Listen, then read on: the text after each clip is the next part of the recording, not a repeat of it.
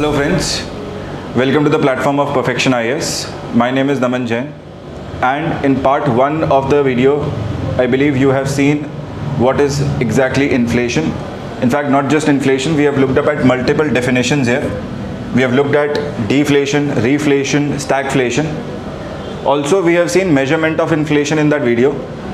So, हमने उस lecture में CPI, WPI, PPI, SPI, साथ ही साथ GDP डिफ्लेटर, ये सारे मेजरमेंट के जो भी तरीके हमने देखे थे, आज के हमारे इस लेक्चर में हम जो है कंटिन्यू करेंगे और हम देखेंगे causes of inflation and measures that are adopted to control inflation. So ये रहेंगे आज के दो मेरे सब topics. Let's begin with the first topic then. So पहला टॉपिक है हमारे पास causes of inflation, right. So हमने देखा कि inflation is basically general prices of goods and services rising and it is rising in a manner of sustained and unchecked form. So एक sustained unchecked increase in general prices of goods and services can be categorized, can be called as inflation, right? So हम उसी के आज causes देखने की कोशिश करेंगे, क्या majorly causes हैं. So inflation in any economy is going to be a resultant of majorly two phenomena, and the third is more like an inbuilt kind of inflation that you may generally find in growing economies, right? सो तीन तरह के majorly causes है हमारे पास. Demand pull factors in causes, then we have cost push factors in causes, and third we have is built in inflation. मैं side में लिख देता हूँ. Let me just give you recap कि इन्फ्लेशन था क्या. सो हमने डिफाइन किया था inflation is sustained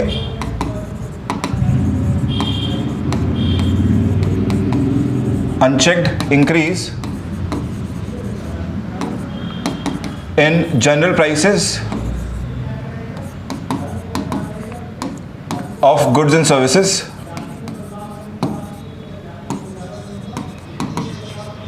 with fall in the value of money.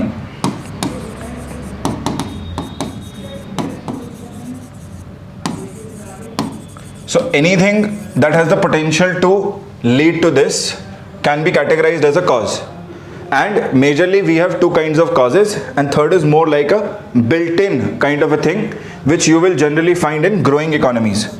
तो कोई भी अगर growing economy को आप study करेंगे, उस economy में automatically we will find built-in inflation. Okay? So let me first start with built-in only. Built-in inflation क्या है, right? So built-in inflation में growing economy का ये feature है जहां हमें क्या देखने को मिलेगा. We will basically find two things happening in the economy.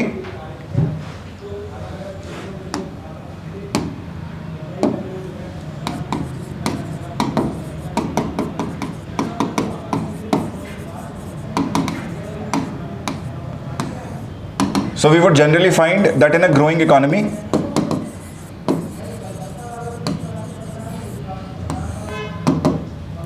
there is always going to be a higher demand for rise in wages. Demand for rise in wages. And this demand is majorly on account of increase in living costs. Increase in living costs. And this is majorly from the point of view of households. कि भाई जो भी लोग हैं उनका जो day to day expenses होगा, out of pocket expenditure होगा, वो इंक्रीज करेगा.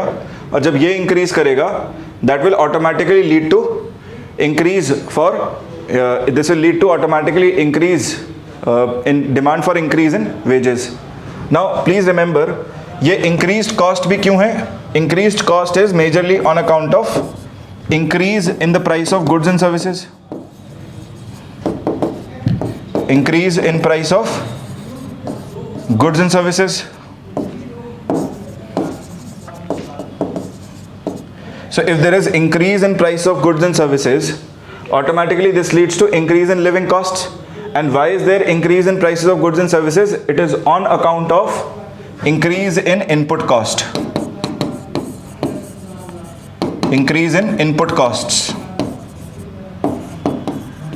सो किसी भी प्रोड्यूसर के लिए इनपुट कॉस्ट्स बढ़ रही हैं, जिसकी वजह से दाम बढ़ रहे हैं चीज़ों के, सर्विसेज के, जिसकी वजह से लिविंग कॉस्ट बढ़ रही है, जिसकी वजह से automatically there is demand for rise in wages, right?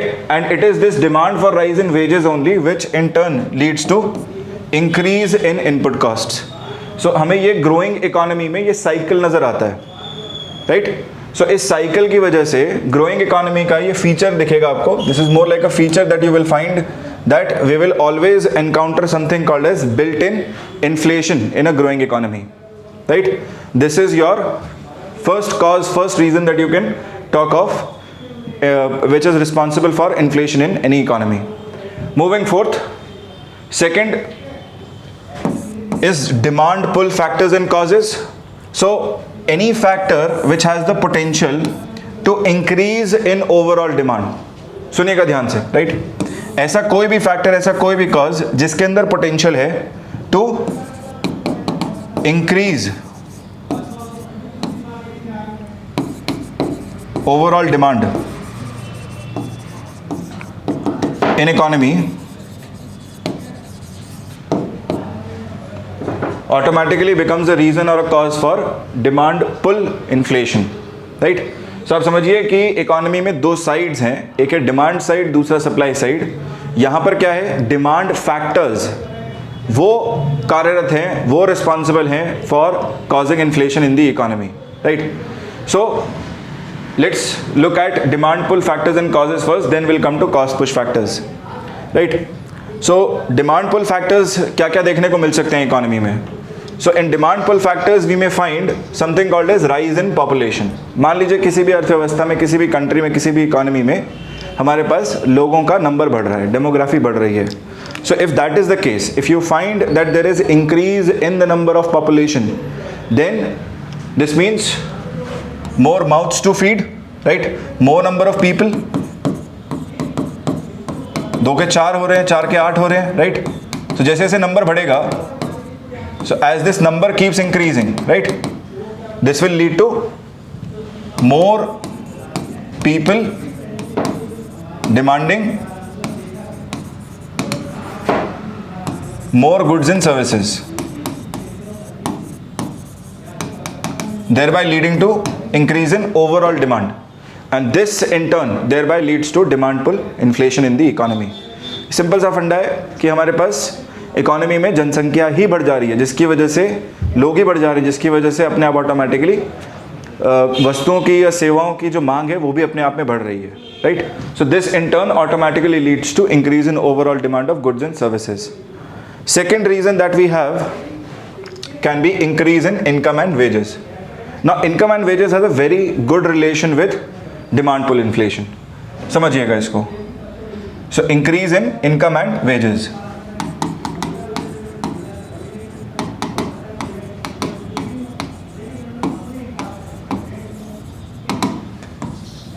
See, whenever income wages increase, it automatically leads to increase in disposable income.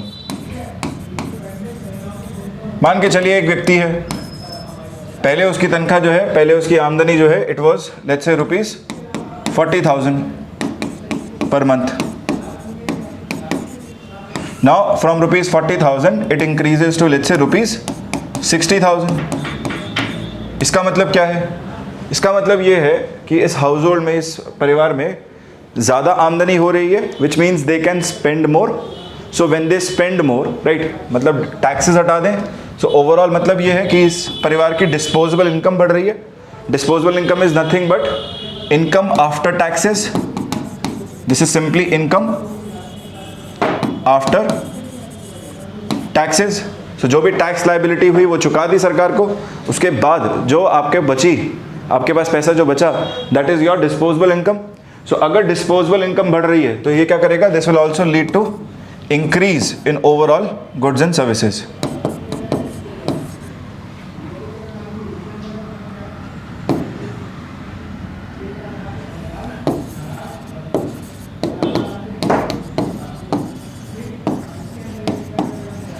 Increase in overall goods and services.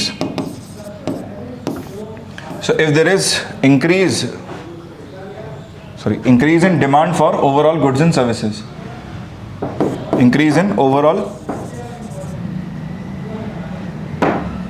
demand for goods and services.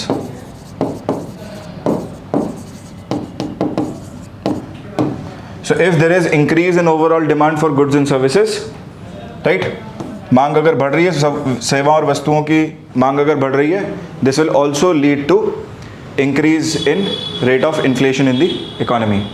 तो simple सा फंडा है कि जब हम increase in income and wages को देख रहे हैं, हम इसे बेसिकली देख रहे हैं from the point of view of factor income in the economy. याद रखिएगा, this is not factor cost, this is more like factor income. जब भी फैक्टर इनकम में इजाफा होगा, जब भी फैक्टर इनकम बढ़ेगी, तो ऑटोमेटिकली हाउस होल्ड्स के लिए डिस्पोजेबल इनकम बढ़ेगी, which will in turn lead to increase in overall demand for goods and services. ये है reason number 2. Moving fourth, let's go to reason number 3. So reason number 3 में हमको दिया गया है change in consumption pattern, and I would say it is more like fast changing consumption patterns. In fact ये हम अपनी इकॉनमी में बहुत ज़्यादा विटनेस भी कर रहे हैं. So we are witnessing fast change in consumption patterns in the economy. Fast changing consumption patterns का मतलब हम देख रहे हैं कि कुछ वस्तुओं और सेवाओं के लिए अचानक से या बहुत तेज़ी से जो है कंजम्पशन पैटर्न्स बहुत तेज़ी से बढ़ जा रहे हैं, है ना. जैसे फॉर एग्जांपल अगर हम अपनी इकॉनमी की बात करें, सो आज से 20 साल पहले, right, 20 years back, if I take you somewhere to the time period of the year 2000, है ना, अगर साल 2000 में लेके चलूँ मैं आपको, सो बहुत कम लोग थे जो अपनी हेल्थ का ध्यान रखते थे या हेल्थ के हिसाब से डाइट को रेगुलेट करते थे, right. So there were very less number of people which were diet conscious, and moreover you would find people consuming more of carbohydrates. लोग ज़्यादातर जो कंज्यूम करते थे वो कार्बोहाइड्रेट्स थे, कार्बोहाइड्रेट्स की मात्रा ज़्यादा थी. अभी क्या देखने को मिल रहा है? सो आज के टाइम पीरियड पे अगर हम आए, आज के टाइम पीरियड पर हमें दिखता है कि लोग डाइट कॉन्शियस हो गए हैं ज़्यादा, राइट. अपनी डाइट के ऊपर ध्यान देते हैं, वेट के ऊपर, डाइट के ऊपर, शुगर लेवल्स के ऊपर, right. So when they have become more diet conscious, they try and regulate the number of carbohydrates that they consume overall, right. आपने देखा होगा बहुत सारे लोग न्यूट्रिशनिस्ट को भी कंसल्ट करते हैं, एक डाइट प्लान बनाते हैं, एक चार्ट बनाते हैं, right. So people have become more of diet conscious, right, which has in turn led to lesser consumption of carbohydrates per person. So carbohydrates consumption per person की बात हो रही है, per person ये घट रहा है number, per person it is decreasing, right. And what do you find? You find people are preferring more of protein rich food. लोग ज़्यादातर प्रोटीन रिच फूड कंज्यूम करना चाहते हैं, प्रोटीन की मात्रा बढ़ा रहे हैं डाइट में. सो प्रोटीन रिच फूड की डाइट मात्रा बढ़ रही है. Also let me specify, to a large degree people who are not diet conscious, they are consuming carbohydrates also, they are consuming more of fat also, है ना. So fat related food items, fat related food items, इनकी भी मांग बढ़ गई है, इनकी भी डिमांड बढ़ गई है. तो समझ गए, दोनों ही चीज़ें हो रही हैं. जो लोग डाइट कॉन्शियस है वो protein rich food items consume कर रहे हैं, जो लोग डाइट कॉन्शियस नहीं है वो फैट रिच आइटम्स कंज्यूम कर रहे हैं. दोनों ही एंड से देखा जाए, राइट. अगर मैं प्रोटीन रिच फूड्स की बात करूं, जैसे हमारे पास एग्स आ गया, फिश आ गया, है ना, सीरियल्स आ गए, माइक्रो न्यूट्रिएंट रिच फूड आ गया. सो इन सब की मांग बढ़ रही है इकोनॉमी में, राइट. और अगर हम फैट रिच की बात करें, फैट रिच फूड आइटम्स, तो आप देख रहे हैं ऑयल बेस्ड फूड आइटम्स की मांग बढ़ रही है, ऑयल बेस्ड फूड आइटम्स की मांग बढ़ रही है. सिमिलरली ऐसे ही मैं कह सकता हूं कि हम देख रहे हैं people are eating more of street food these days, right. उसकी भी डिमांड बढ़ रही है. सो ओवरऑल आप देखें तो क्या कहेंगे कि जैसे जैसे चेंजिंग कंजम्पशन पैटर्न्स दिख रहे हैं, fast changing consumption patterns, this is leading to more of demand of these foods and thereby the prices of these foods tends to be higher, right. ये आपने डिफरेंस जनरली नोटिस भी किया होगा. You will notice this difference in the price of eggs during summer and winter.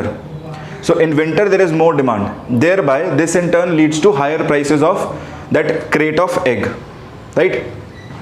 So ये था हमारा reason number 3. So moving forth, let's go to the fourth reason, which is prevalence of black money. So चौथा जो reason है हमारे पास किसी भी economy में इन्फ्लेशन के लिए, डिमांड पुल इन्फ्लेशन में, that can be prevalence of black money, कि इकोनॉमी में ब्लैक मनी जो है वो देखा जा रहा है और काफ़ी मात्रा में देखा जा रहा है. So how does this impact inflation? समझिएगा, prevalence of black money. So when we say prevalence of black money, you need to understand that there is a very good correlation between the amount of goods and services that are produced in the economy and the money that is in, or the currency that is in circulation. So total goods and services produced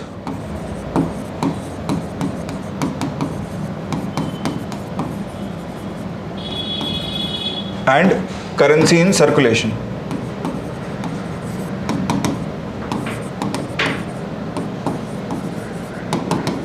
For example, if I take the case that in our economy, in Indian economy, currently we are producing goods and services somewhere close to approximately 300 lakh crores, 320 lakh crores. Assume कर रहा हूँ मैं roughly. So how much of currency in circulation do you actually need for these many lakh crores? Right? The answer is going to be you require somewhere close to 30 lakh crore rupees. 30 lakh crore रुपए के आसपास बात बन जाएगी. 28 से 30 लाख करोड़ रुपए के बीच में इतना करेंसी इन सर्कुलेशन सफिशिएंट है इतने गुड्स एंड सर्विसेज को परचेज करने के लिए, right? And this is majorly on account of money multiplier effect, है ना? मतलब आपकी जेब में भी जो 100 रुपया है, आप जब इससे गुड्स एंड सर्विसेज परचेज करेंगे, जिसको देंगे वो भी उस 100 रुपये को आगे खर्च करेगा, and this chain is going to continue. So as this money circulates, it is able to buy more, it is equivalent to more goods and services. So उसकी वैल्यू 100 तक सीमित नहीं रहेगी, हर स्टेज पे 100 होगी, लेकिन जितनी बार ट्रांजैक्शंस होंगी, जितनी नंबर ऑफ ट्रांजैक्शंस होंगी, ये करेंसी ये फॉर्म में उतनी बार, जितनी बार चलन में आएगा उतनी बार हम देखेंगे कि value of goods and services बढ़ जाएगा, राइट? मतलब 10 बार अगर टर्न लिया 100 रुपये के नोट ने, so it is not equal to 100 rupees worth of goods and services, now it is equal to 100 into 10 which is equal to 1000, right? So समझिए यहाँ से फंडा कि अगर हमारी इकोनॉमी में ये नंबर 30 लाख करोड़ की जगह, राइट, मैं अज्यूम करता हूँ कि अगर ये नंबर बढ़ जाए, है ना, अभी तो हम इसे एडजस्टमेंट करके रखते हैं, मॉनेटरी पॉलिसी अथॉरिटी इसको एडजस्ट करता है, राइट, लेकिन मान लीजिए ये नंबर 35 लाख करोड़ हो जाए, सो क्या होगा? More amount of money starts chasing fewer number of goods.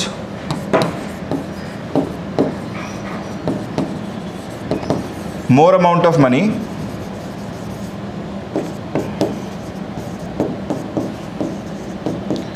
starts chasing fewer number of goods, and this in turn will lead to basically more demand for goods and services. यही तो है, more demand for goods and services.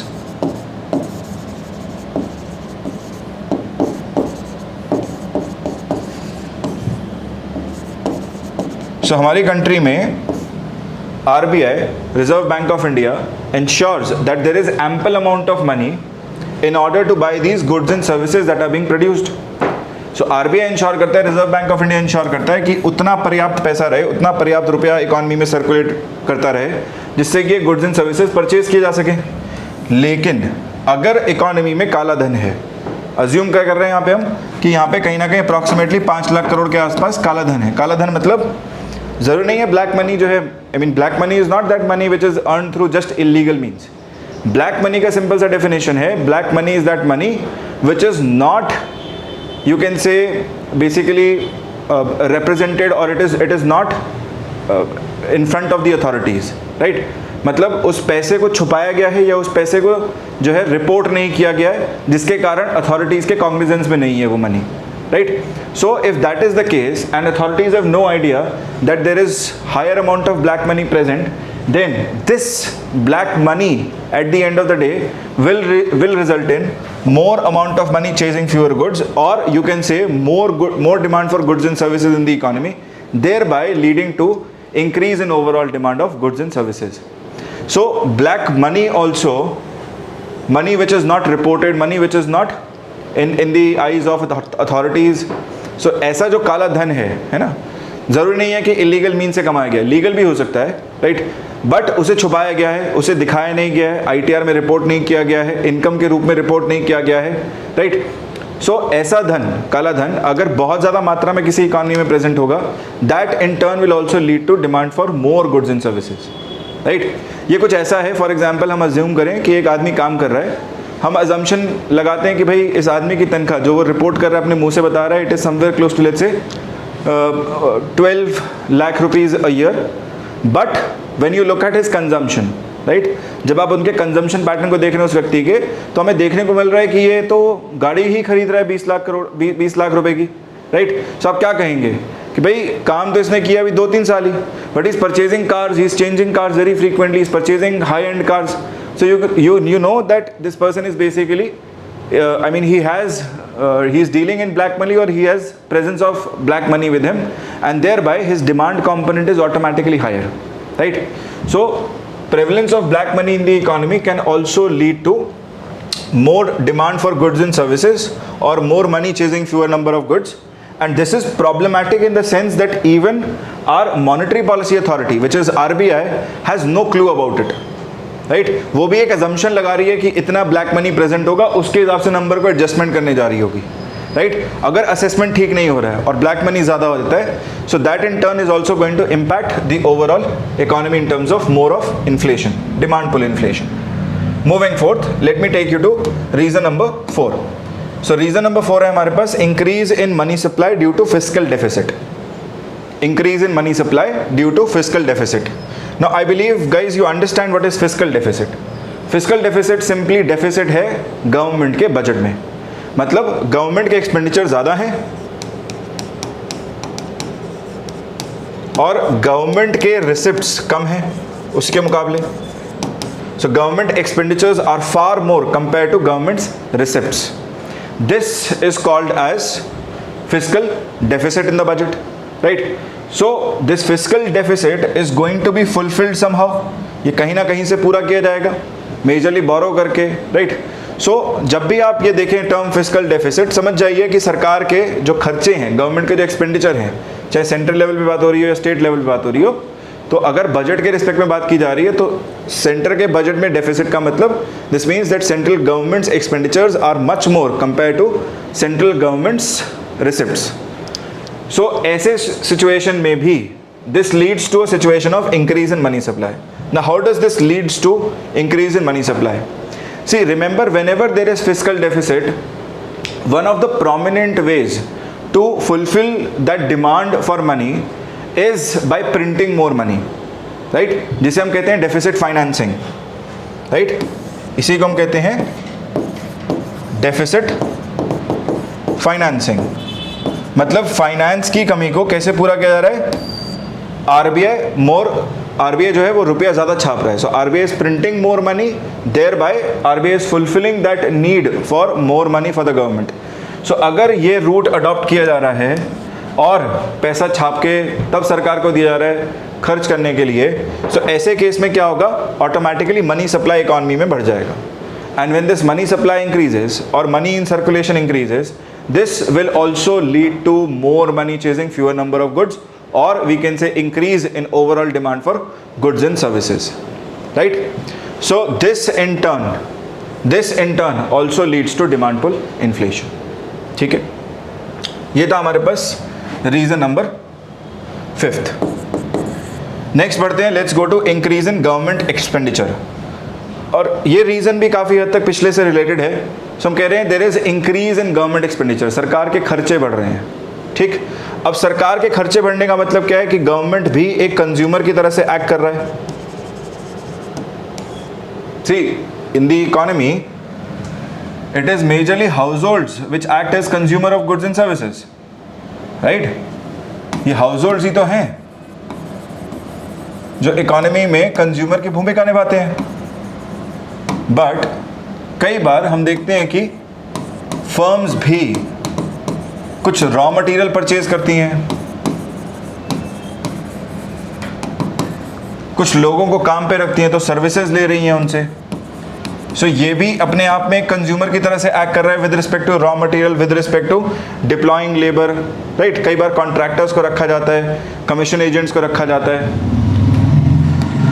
Thirdly, government also can also act as a consumer in the economy, right. अगर आप देख रहे हैं कि सरकार के खर्चे बढ़ रहे हैं, इसका मतलब सरकार भी अपने आप में एक कंज्यूमर के रूप में एक्ट कर रही है। और सरकार क्या कर रही है? Government is demanding more of goods and services, it is demanding more of goods and services. So if this is the scenario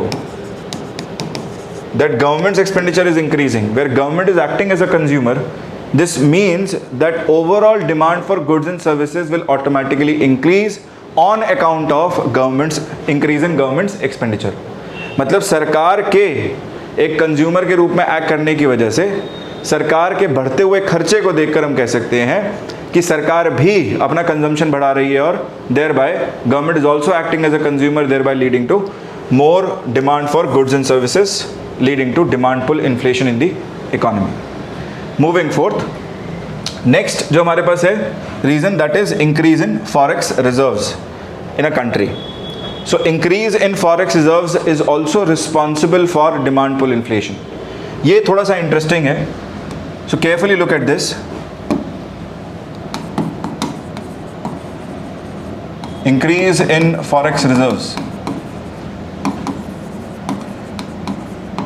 Now I'm sure forex reserves आपने सुना भी है, न्यूज़ में भी काफ़ी ज़्यादा रहता है। forex reserve simply क्या है? It is a sum total of the foreign currency that we are holding, है ना। So जो भी हमारे जो अथॉरिटी है, फॉरेन करेंसी रेगुलेटर जो भी है हमारा, वो अपने पास कुछ रिजर्व ज़रूर मेंटेन करेगा। और खासकर import based country, import dependent country जो है, वो रिजर्व्स मेंटेन इसलिए भी करेगा ताकि इंपोर्ट के केस में उसके पास थोड़ा सा फ्रीडम रहे, राइट। अगर इंपोर्ट्स कॉस्टली रहते हैं, it is still able to utilise that reserve and is able to buy some of the other goods and services that are critical for the economy, that are needed for the economy, right.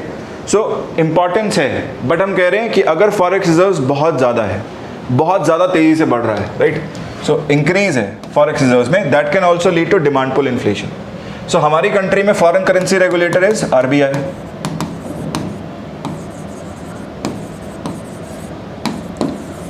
Thereby, it is RBI's responsibility to maintain forex in India or to maintain forex reserves of India.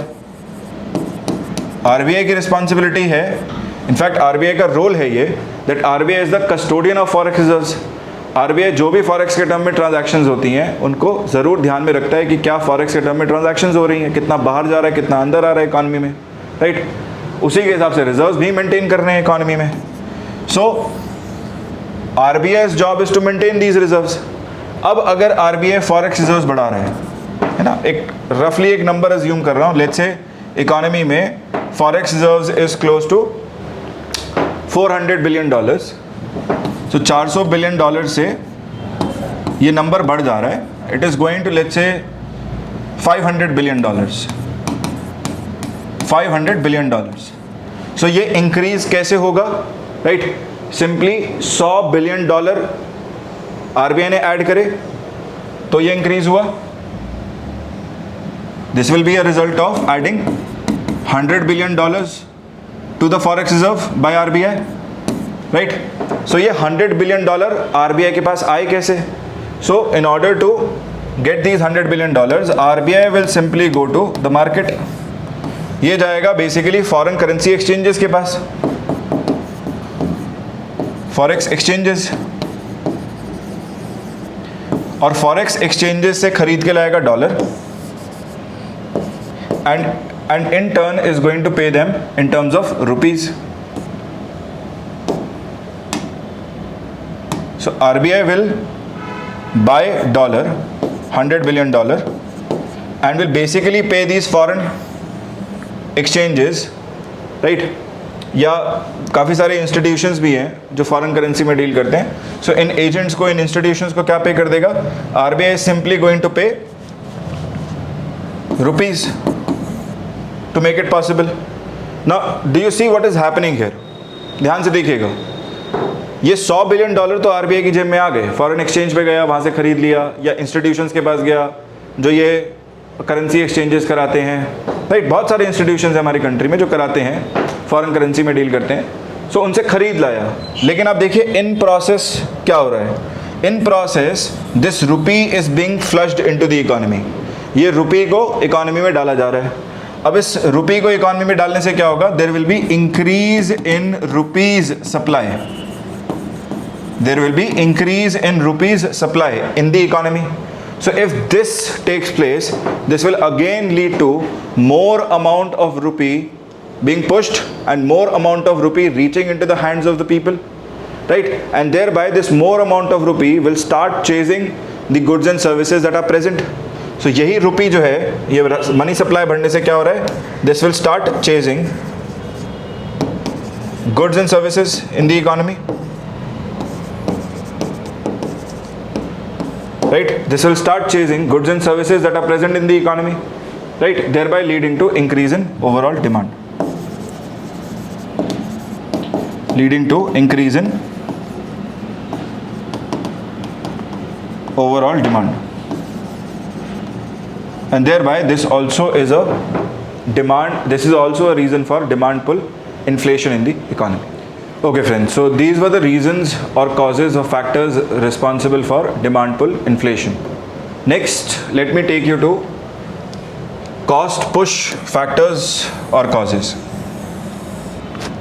जैसे आप लोगों ने देखा demand pull factors में there is all the factors which are going to lead to increase in overall demand of goods and services in the economy can be categorized under this. Similarly, cost push factors में दो चीज़ें हैं जो आपको दिमाग में रखनी है. पहला, either there is going to be increase in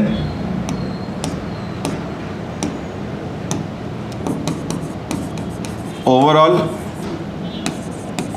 cost of production or even distribution. This will also lead to cost push factor or cause. Or second possibility is that there is breakdown in supply chain, right? Supply chain में कमी आती है, supply chain breakdown हो जाती है, supply chain distort हो जाती है, सप्लाई चेन में हम देख पा रहे हैं कि सप्लाई कम हो रहा है, right? That will also lead to cost push factor और cause. Now let me take you to the reasons. So cost push factor में the most prominent reasons are these, where the very first one is infrastructure bottlenecks. Infrastructure bottlenecks. Now what is infrastructure?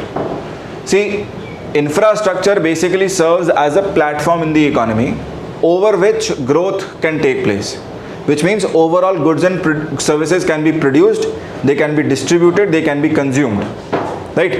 So infrastructure plays a very critical role in any economy, and any kind of lack of infrastructure, any kind of bottleneck situation that you may have with respect to infrastructure is bound to cause problem for the producer, right? और हमारी economy में, Indian economy में there are numerous example of infrastructure bottlenecks, right? So let me help you understand this particular point of infrastructure bottlenecks through an example. So I'll give you a few examples of infrastructure bottlenecks.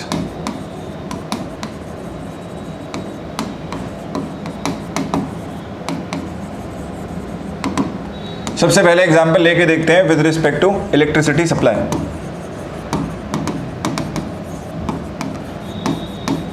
Now I believe it is summers and I am sure you have experience this in your own regions that there are very frequent power cuts that take place in summer time. There are frequent power cuts that take place.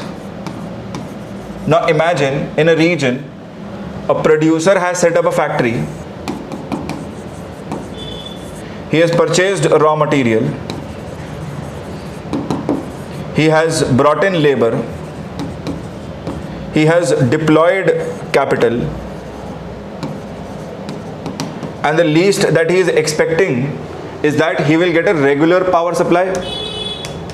इसका जो power supply है वो हिलेगा नहीं, power supply regular मिल जाएगा इसे. But अगर इसी में फ्रीक्वेंट पावर कट्स होंगे और इसको रेगुलर पावर सप्लाई नहीं मिलेगा सो ऑटोमेटिकली इसका आउटपुट इम्पैक्ट होगा, जो भी गुड या सर्विस बना रहा होगा वो आउटपुट इम्पैक्ट हो जाएगा, डिक्रीज करेगा, शॉर्टफॉल होगा, या फिर बहुत ज़्यादा पावर कट है तो प्रोडक्शन नहीं हो पाएगा. So what will this producer do, right, in order to overcome this? In order to overcome this situation, this producer is going to also deploy some diesel or gas based generators. So ये कुछ electricity generators में निवेश करेगा.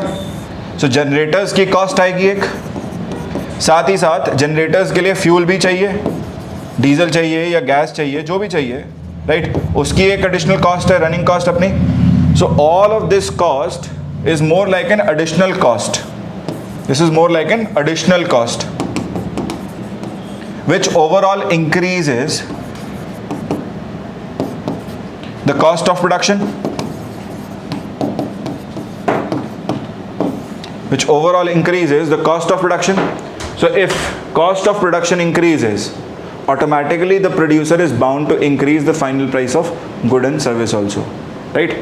मतलब इस cost का impact आपको definitely उस वस्तु या सेवा के दाम पर देखने को मिलेगा in terms of increase in prices. ठीक है? So this is one of the examples through how infrastructure bottleneck can impact the production of goods and services, thereby impacting their cost also. Let me give you a second example. Second example मैं देता हूँ आपको from, let's say, agricultural sector. So infrastructure bottlenecks में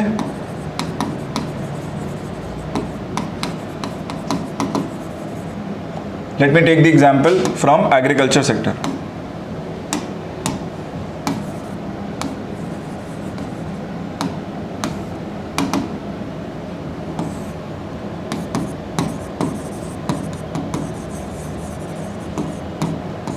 So you can take this assumption that there is a farmer who is producing, let's say, 100 kgs of potato. Farmer producing 100 kgs of potato, assume कर रहे हैं, and he is ready to sell off these 100 kgs of potato at, let's say, rupees 10 per kg. मतलब इतने में उनका पर्दा खा जा रहा है और उस प्राइस में बेचने के लिए तैयार है, right? So he is happy with rupees 10 पर kg. But there is a challenge here. The challenge is that this 100 kg of potato requires some kind of storage facility, क्योंकि अगर स्टोर नहीं किया, बाहर ऐसी सीजन में रखा रहा, मौसम में रखा रहा, तो क्या होगा? बारिश पड़ेगी, खराब होगा, right? So automatically this requires storage facility. और अगर यही स्टोरेज फैसिलिटी ना मिल पाए, समझिएगा, ये स्टोरेज फैसिलिटी ना मिल पाए, क्योंकि there is possibility of storage in India, right? There is paucity of storage in India.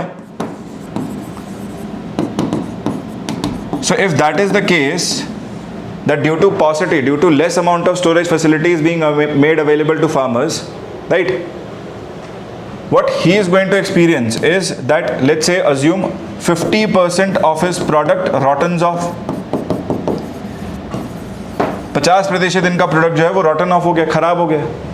अब ऐसी सिचुएशन में do you think he can sell the product at 10 पर kg? क्या अभी भी ये फार्मर रुपीज़ 10 पर kg में इस प्रोडक्ट को बेच सकता है? नहीं बेच सकता. वो क्या करेगा? ये 50% की कॉस्ट को भी रिकवर करने जाएगा, and thereby he is bound to increase this amount. He is bound to increase this amount. Rupees 10 की जगह शायद ये क्या दिखे? रुपीज़ 20 दिखे, रुपीज़ 18 दिखे, राइट? सो आप समझिए कि कई बार एक सिंपल सी चीज़ है ना, एक सिंपल सा, you can say, infrastructure facility in terms of storage facility can act as one of a major challenges in terms of, you can say, cost push inflation in the economy, right? और ये बहुत major prominent reason है हमारी economy में, जिसकी वजह से हमें कॉस्ट पुश इन्फ्लेशन देखने को मिलता है, खासकर एग्रीकल्चर सेक्टर में, राइट? सो ये था मेरे पास example number 2. Let me also give you one more example for infrastructure bottlenecks.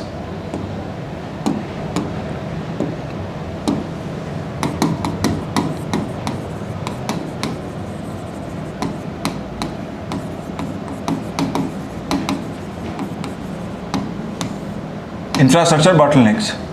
So infrastructure bottlenecks में, right, even though the country has done relatively quite well in the past, you can say 5 to 6 years, right, but अभी भी हमारे को देखने को मिलता है कि बहुत सारे दूर दराज के क्षेत्र हैं, बहुत सारे डिस्टेंट एरियाज़ हैं जो अभी भी कनेक्टेड नहीं हैं, right.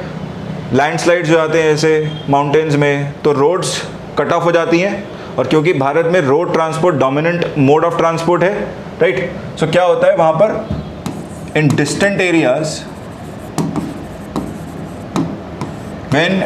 whenever there are landslides or any other natural calamity, you can say, right, floods आ गए,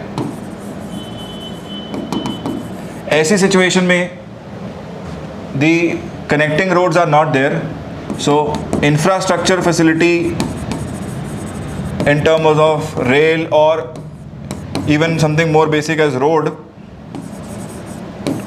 is not available, and because of this the region is entirely cut, and moreover bigger vehicles cannot ply, right। अगर roads हैं भी तो बहुत छोटी roads हैं, तो बड़े vehicle नहीं ply कर पा रहे, बड़े vehicles नहीं जा पा रहे हैं, छोटे vehicles ही move कर पा रहे हैं। हम क्या देखते हैं ऐसे में, in distant areas में the prices of goods and services increase, prices of goods and services increase। सो इस एग्जाम्पल में आप क्या कह सकते हैं, that non availability of good roads, right, या non availability of good logistics is acting as an infrastructure bottleneck, due to which we are experiencing cost push inflation in these distant areas. Okay, so these can be a few examples of infrastructure bottleneck. Moving forth, let me take you to the next point. So next point है हमारे पास hoarding, speculation and black marketing. Now what is hoarding? Hoarding को हिंदी में हम कहते हैं जमाखोरी। सो अगर हमें कोई भी प्रोड्यूसर, राइट, या सप्लाई एंड पर कोई भी एंटिटी अगर गुड्स होर्ड कर रहा है, सो उसका इंटेंशन है, the intention behind of that person behind doing that is basically to control the supply chain, right. मतलब फॉर एग्जाम्पल अगर मेरे पास ही कोई गुड्स आ रहे हैं और मैं होल्ड कर रहा हूँ, है ना, गोडाउन में बहुत ज़्यादा स्टॉक पाइल इकट्ठा कर ले रहा हूँ उसको, तो मैं क्या कर रहा हूँ, I am basically trying to control the supply of goods, right, from me to the down entities that are operating in that area, right. और आपको कई जगह देखने को मिलेगा कि हमारी कंट्री में जो मिडल मैन हैं, इंटरमीडियरीज हैं, ये काफ़ी हद तक जो है होर्डिंग करने जाते हैं, जमाखोरी करते हैं, इसी पर्पस के साथ कि सप्लाई चेन को कंट्रोल कर सकें। और फिर उसके बाद आती है दो नई term, right, which is speculation and black marketing. Speculation मतलब कि हम आने वाले प्राइसेस, एक्सपेक्टेड जो फ्यूचरिस्टिक प्राइसेस हैं, हम उसके लिए कुछ भी अजम्पशन लगा रहे हैं, right. So speculation is expectation of future prices, expectation of future prices. So for example supply chain को कंट्रोल किया, लेट्स से टमेटो के लिए कंट्रोल किया, जमाखोरी कर लिया, बहुत सारा टमेटो इकट्ठा कर लिया, अभी सप्लाई कंट्रोल कर रहे हैं पूरे रीजन में, है ना। और स्पेकुलेशन करके क्या कह रहे हैं, मार्केट में अफवाह फैला दी कि इस साल टमाटर की फसल ही खराब हो गई, टमेटो क्रॉप में लॉस हो गया है, प्रोडक्शन ठीक नहीं रहा है, राइट, कीड़ा लग गया या ये कोई प्रॉब्लम अफेक्ट कर गई क्रॉप को। सो स्पेकुलेट किया और फिर, राइट, जो हमारे पास गुड्स होर्डेड हैं उसको हमने ब्लैक मार्केट किया, राइट, कि भैया खरीदना है तो खरीदो, हम तो महंगा ही बेचेंगे, राइट। तो ऐसा कुछ देखने को मिलता है हमें इंडियन मार्केट्स में भी, इंडियन इकोनॉमी के कॉन्टेक्स्ट में काफ़ी प्रेवलेंट है। सो इस केस में क्या हो रहा है, दो चीज़ें हो रही हैं। पहला तो ओवरऑल कॉस्ट ऑफ डिस्ट्रीब्यूशन बढ़ रहा है, ओवरऑल कॉस्ट ऑफ डिस्ट्रीब्यूशन बढ़ रहा है, जहां पर इंटरमीडियरी मन मुताबिक जो है वो प्राइसेस जो है वो चार्ज कर रहा है, right. So overall cost of distribution, overall cost of distribution is increasing, right, overall cost of distribution is increasing. Also in this case there is one more thing that may take place, मतलब ये worst case scenario है, और worst case scenario can be that this supplier may entirely cut off the supply, he may cut off the supply to that degree, मतलब ये आगे good supply ही ना करें, supply नहीं करेगा तो उस केस में बिल्कुल ही कमी हो जाएगी मार्केट्स में गुड की, जिसकी वजह से मार्केट में दाम बहुत ज़्यादा बढ़ जाएंगे, ठीक है। सो दोनों ही केसेस में this can act as a reason for cost push inflation in the economy. So हमारी इकोनॉमी में 60s में, 70s में, 1960s, 1970s, 1980s में भी काफ़ी हद तक ये फैक्टर्स बहुत ज़्यादा प्रोमिनेंट थे और गवर्नमेंट ऑफ इंडिया ने इनका सोल्यूशन निकाला है। हमारे पास आज की डेट में एंटी ब्लैक मार्केटिंग एक्ट भी है, राइट, और एक्सपेडाइट करते हैं। अगर कोर्ट में केस जाता है तो केसेस जो हैं वो बहुत तेज़ी से रिजॉल्व किए जाते हैं और बहुत जल्दी पनिशमेंट्स अवॉर्ड किए जाते हैं, right. So that is acted as a deterrent. I come to that measures later, but आप समझिए कि ये एक अपने आप में पोटेंशियल रीज़न भी है। Third is rise in administered prices. So administered prices are those prices which are being influenced by your administration, either directly fixed by administration or the administration is somehow controlling the prices. जैसे for example अभी हमारी country में government is controlling the final prices of petrol, है ना। आपने देखा बहुत time से जो भी आपके शहर में पेट्रोल का दाम होगा या डीजल का दाम होगा वो सेम ही चला आ रहा है ना। सो आप कह सकते हैं ये क्या है, एडमिनिस्टर्ड प्राइस है। इसी तरीके से बहुत सारे प्राइसेस हैं जो जहाँ पर एडमिनिस्ट्रेशन का इन्वॉल्वमेंट है। One of the most prominent examples here is MSP, minimum support price.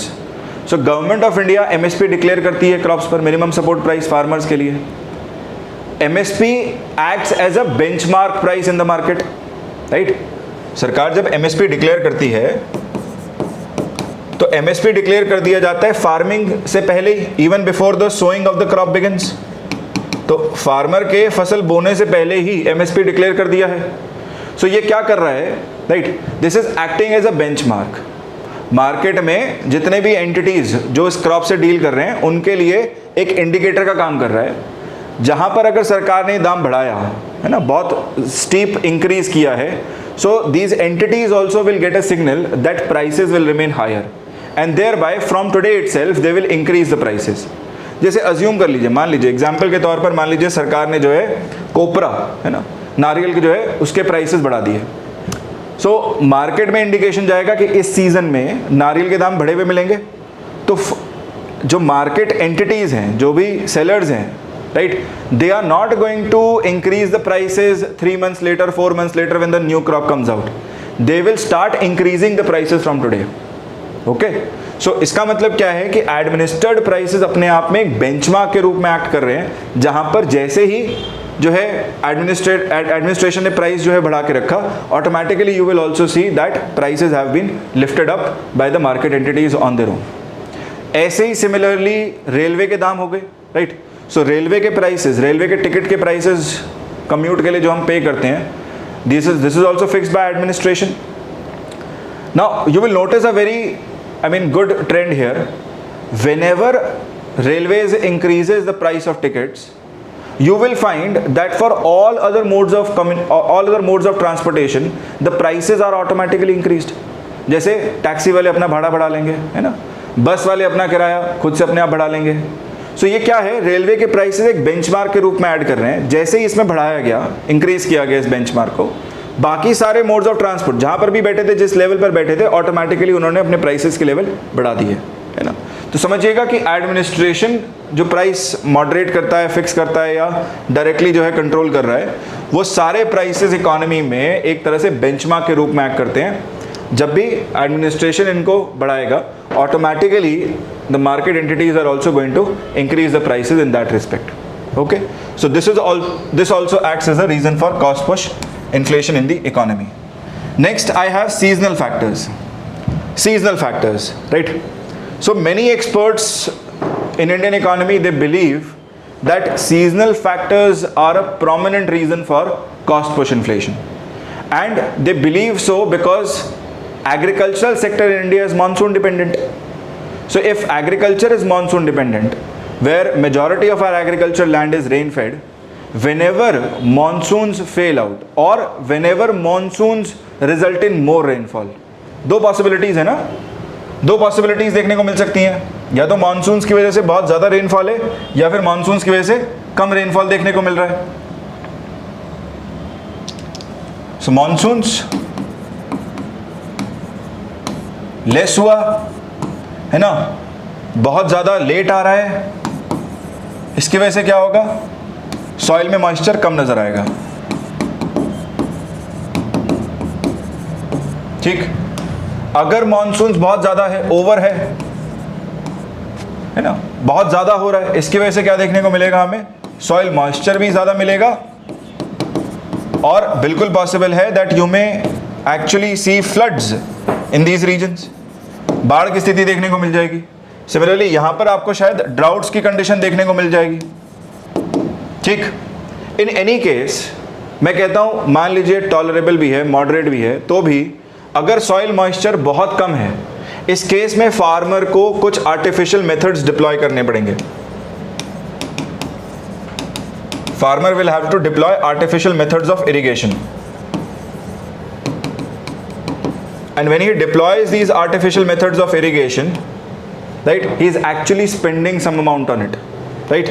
So this in turn will lead to increase in overall cost of production of the crop.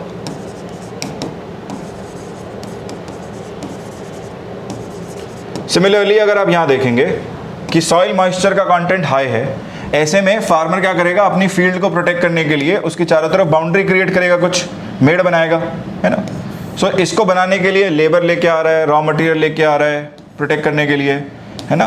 पानी के लिए passage create कर रहा है कि पानी अगर आए भी तो फील्ड में ना जाके सीधा बाहर से फ्लो आउट कर जाए। सो ऐसे केस में इस सब में भी कुछ एडिशनल कॉस्ट आएगी। सो this also increases is overall cost of production. और अगर हमारे पास एक्सट्रीम कंडीशन है, राइट, अगर हमारे पास एक्सट्रीम कंडीशन आ जाती है ड्राउट की या फ्लड की, सो ऐसी कंडीशन में तो जो हमारा ओवरऑल सप्लाई चेन है वही ब्रेक डाउन कर जाएगा। Supply of the food commodities is going to relatively remain low. So अगर फ्लड्स हैं या फिर ड्राउट्स हैं, दोनों का एक ही इंपैक्ट मिलेगा प्रोडक्शन के टर्म्स में, that overall production remains low, overall production remains low, thereby overall supply of food commodities also remains low. Okay, so moving to the next point, let's come to import cost push factors. So import cost push factors, guys, this is also a very prominent reason for cost push inflation in India. समझिएगा, हमें पता है कि Indian economy एक import dependent economy है और majorly India क्या क्या चीज़ें इंपोर्ट करता है। सो अगर हम लिस्ट बनाने जाएं इंडिया के क्रिटिकल इंपोर्ट्स की, क्रिटिकल की बात कर रहा हूँ, जो चाहिए ही चाहिए, इसके बिना फंक्शन नहीं कर पाए शायद इकोनॉमी, उसमें मेजरली आएगा हमारे पास क्रूड ऑयल, फिर कुछ केमिकल्स इंपोर्ट कर रहे हैं हम, फिर मशीनरी इंपोर्ट कर रहे हैं, स्पेयर पार्ट्स इंपोर्ट कर रहे हैं मशीनरी के लिए, फिर इलेक्ट्रॉनिक्स में इंपोर्ट है, राइट, फार्मास्यूटिकल इंडस्ट्री में एपीआई इसका इंपोर्ट है। So you see, when a economy is so much import dependent, automatically whenever global prices of these commodities increases, whenever global prices of these commodities increases, it has a direct impact on our economy, right? हमारी economy में मान लीजिए inflation tolerable है, ठीक, inflation नजर आ रहा है somewhere around let's say 4%, 4% के आसपास नजर आ रहा है, 4.1 4.2, लेकिन अचानक से मान लीजिए रशिया यूक्रेन क्राइसिस हुआ जिसकी वजह से इंटरनेशनल क्रूड प्राइसेस जंप कर गए, ऊपर गए, अभी क्रूड महंगा हो गया है ना। सो बैरल जो है क्रूड पर बैरल इंक्रीज कर गया है, right. So if we end up paying more barrel, this has increased the import cost, और जब ये इंपोर्ट कॉस्ट इंक्रीज करेगा तो हमारा ओवरऑल कॉस्ट ऑफ प्रोडक्शन बढ़ जाएगा, राइट। मतलब जितने दाम में हम पेट्रोल डीजल बेच पा रहे हैं पर लीटर, वो ऑटोमेटिकली बढ़ जाएगा। अब क्योंकि पूरा का पूरा ट्रांसपोर्टेशन सेक्टर ही डिपेंडेंट है पेट्रोलियम डीजल पे, automatically for each and every business out there cost of production increases, cost of transportation, cost of distribution increases. So automatically this leads to import based inflation, or you can say import cost push inflation in the economy. Okay, so ये है हमारे पास next reason. Next आते हैं हम demand for increase in income and wages. Demand for increase in income and wages.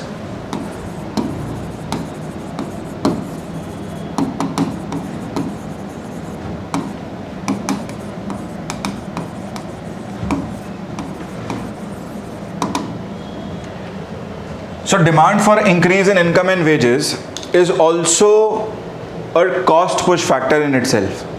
अब याद रखिए पीछे हमने क्या देखा है, बस increase in income and wages. यहां मैंने आपको बताया था दैट यहां पर हम देख रहे हैं we are looking at income and increase in income and wages from the point of view of factor income, and factor income is synonymous to factor cost. Factor income, right? This is synonymous to something called as factor cost. In fact, point of view change हो जाता है दोनों ही terms में, right? जब हम factor income, factor cost की बात करते हैं, the point of view changes. अगर एक entrepreneur कोई cost pay कर रहा है factors of production को deploy करने के लिए, उसे हम कहेंगे factor cost. और जिसने वो receive किया, जिसके हाथ में वो पैसा आया factors of production देने के लिए, राइट, उसके लिए this becomes a factor income. So आप समझिए कि जब हम बात कर रहे हैं increase in income and wages, so किसकी आमदनी बढ़ी? भाई जिसने लेबर प्रोवाइड किया, जिसने काम किया. So for them it is a source of income. But यहां जब हम बात कर रहे हैं demand for increase in income and wages, this is from the point of view of the producer. हम यहां बात कर रहे हैं प्रोड्यूसर एंटरप्रेन्योर के पॉइंट ऑफ व्यू से, राइट? यहाँ बात कर रहे हैं एंटरप्रेन्योर के पॉइंट ऑफ व्यू से या एंटरप्राइज के पॉइंट ऑफ व्यू से. सो अगर there is demand for increase in income and wages, this means that there is they have to bear a higher factor cost in itself. उन्हें labour को pay करना पड़ेगा जिसकी वजह से उनकी फैक्टर कॉस्ट बढ़ेगी. और इंक्रीज इन फैक्टर कॉस्ट का मतलब क्या है? This means that there is increase in overall cost of production. This means there is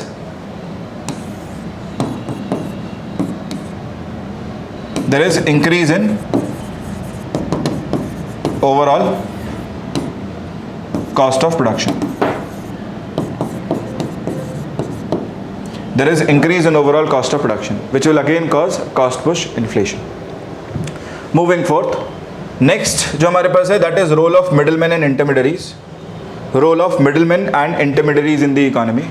See, any economy which has a higher role of middlemen and intermediaries, एक ऐसी economy जिसमें आपको middleman और intermediaries का रोल ज़्यादा prominent नज़र आएगा, जैसे इंडियन इकोनॉमी है, राइट, जहाँ पर आपको होलसेल मार्केट्स प्रोमिनेंटली नज़र आएंगे. ऐसी इकोनॉमी में इंटरमीडियरीज अपना रोल कभी भी एक्सटेंड कर सकते हैं, कभी भी अपनी टर्म्स एंड कंडीशन चेंज कर सकते हैं, एंड दे में start charging arbitrary set of profits. Arbitrary का मतलब मन मुताबिक, मन मर्जी से अपने प्रॉफिट्स को वेरी कर रहे हैं, बढ़ा रहे हैं, है ना. घटाने में प्रॉब्लम नहीं, बढ़ाने में प्रॉब्लम हो रही है मार्केट में. सो जब भी ये बढ़ाएंगे, whenever they are increasing their profits in that degree, right, whenever they start charging arbitrary set of profits, this in turn leads to increase in overall cost of distribution, right.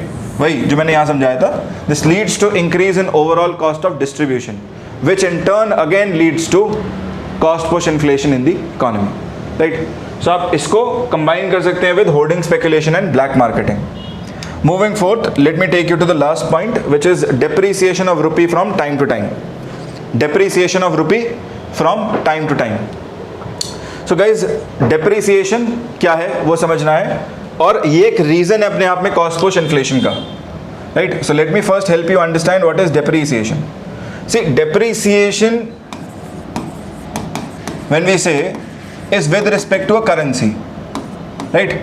और जब भी आप ये टर्म सुने तो ये refer किया जाएगा with respect to our domestic currency, कि भाई डेप्रिसिएशन ऑफ रुपी हो गया. इसका मतलब ये है कि रुपए की कीमत फॉरेन करेंसी के मुकाबले घट गई है, ठीक. मतलब पहले $1 was equivalent to let's say assuming ₹70. Now this falls down and thereby now $1 is equal to ₹80. समझिएगा, ठीक है ना, कि पहले ₹1 की कीमत कितनी थी? ₹1 will be equal to $1/70. Now ₹1 will be equal to $1/80. मतलब वैल्यू घटी है ना. सो अगर ये केस है और ये मार्केट फोर्सेस की वजह से हो रहा है, right, if this is happening due to market forces, which means demand and supply of dollar, which means demand and supply of dollar. और मेजरली होगा क्या कि डिमांड ऑफ डॉलर बढ़ा होगा जिसकी वजह से केस होगा, या फिर सप्लाई ऑफ डॉलर डिक्रीज किया होगा, घटा होगा. सो अगर डिमांड सप्लाई ऑफ डॉलर में चेंजेस हैं जिसकी वजह से हमें डेप्रीसिएशन देखने को मिल रहा है डोमेस्टिक करेंसी का, this in turn starts impacting our importers. ये सबसे पहले इम्पैक्ट करता है हमारे इंपोर्टर्स को, जहां पर इंपोर्टर्स के लिए इंपोर्ट कॉस्ट बढ़ेगी, राइट। और जैसे ही इंपोर्ट कॉस्ट बढ़ी, देखिए समझिएगा, अब अभी भी एक इंपोर्टर जो क्रूड ऑयल इंपोर्ट कर रहा था, मैं अज्यूम कर लेता हूँ क्रूड ऑयल का एक बैरल आता है let's say for $60 a barrel, मैं अज्यूम कर रहा हूँ $60 पर बैरल, अभी भी $60 पर बैरल ही है, मतलब इसमें कोई चेंज नहीं है, ठीक है ना। सो ग्लोबल प्राइस चेंज नहीं हुआ है, लेकिन हमारी करेंसी जो है वो वैल्यू टर्म्स में डिक्रीज कर गई है डॉलर के मुकाबले। सो ऐसे केस में भी इंपोर्ट कॉस्ट इंक्रीज कर रहा है। क्यों इंक्रीज कर रहा है? क्योंकि यही $60 अब परचेज करने के लिए, एक बैरल खरीदने के लिए $60 चाहिए, तो $60 परचेज करने के लिए, राइट, पहले 70 × 60 पे करना पड़ रहा था, राइट। अभी कितना पे करना पड़ रहा है? वही $60 परचेज करने के लिए 80 × 60 पे करना पड़ रहा है, ठीक है ना, 80 × 60 पे करना पड़ रहा है। So earlier you are paying 70 for $1, right, तो $60 खरीदने के लिए कितना पे किया? 70 × 60, अभी $80, अभी जो है आपको सेम वही $60 चाहिए, तो $60 परचेज करने के लिए आपको हर डॉलर के लिए ₹80 देने पड़ेंगे, 70 की बजाय, ठीक है ना। सो मैथ्स लगा के आप इसे सॉल्व भी देख सकते हैं यहाँ पे, दैट रुपीज़ के टर्म में इंपोर्ट कॉस्ट बढ़ जा रही है। इंपोर्ट कॉस्ट बढ़ने का मतलब automatically this leads to increase in overall cost of production, increase in overall cost of production. So guys, these were all the factors, causes that were responsible for inflation in any economy. Next, moving forth, let me give you measures that are adopted to control inflation. So whenever we talk of measures, we have understood where the problem is, right? हमने समझ लिया है कि भाई demand पुल के and से problem आया, factors causes हैं, सप्लाई के एंड से कॉस्ट पुश फैक्टर्स कॉजेज हैं, और बिल्ट इन तो चलेगा इकॉनमी में, ग्रोइंग इकॉनमी का वो फीचर है, राइट। सो हमारे पास 3 तरह के मेजर्स हैं। We have 3 set of measures to control inflation in an economy, and majorly they are monetary policy, fiscal policy measures and administrative measures. 3 set of measures हैं ये। See, whenever I say monetary policy measures, I mean there has to be some role of monetary policy committee and there has to be role of RBI here, right? क्योंकि यही दो हैं जो monetary policy को set कर रहे हैं country के लिए।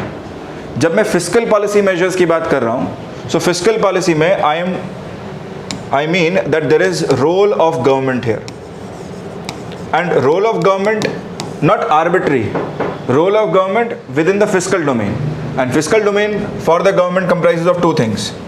Either it has to be government's expenditures or has to be with respect to government's receipts, और receipts का major source revenue taxation, right? So सरकार जो है या तो taxation में कुछ change कर रही है या फिर अपने खर्चों में कुछ बदलाव कर रही है, वो आएगा fiscal policy के domain में, right?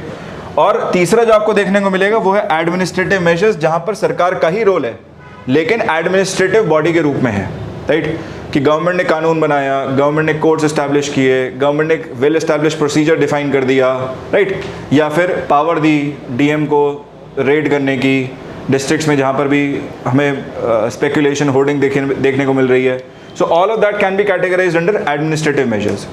So let me begin with monetary policy measures first. शुरुआत कर रहा हूँ monetary policy measures से, so that you understand what exactly do we mean by these measures.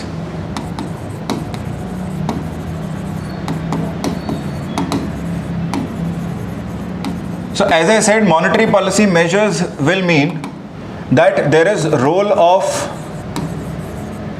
RBI, Monetary Policy Committee, right? Now please understand what exactly can they do, right? मान लीजिए economy में inflation हो रहा है, right. So RBI MPC के हाथ में हमारे पास रहता है मॉनेटरी पॉलिसी देश का। ये क्या कर सकते हैं? ये मनी सप्लाई को बढ़ा सकते हैं या घटा सकते हैं, राइट। हमें पता है कि इन्फ्लेशन, मनी सप्लाई बढ़ाने से इन्फ्लेशन बढ़ता है.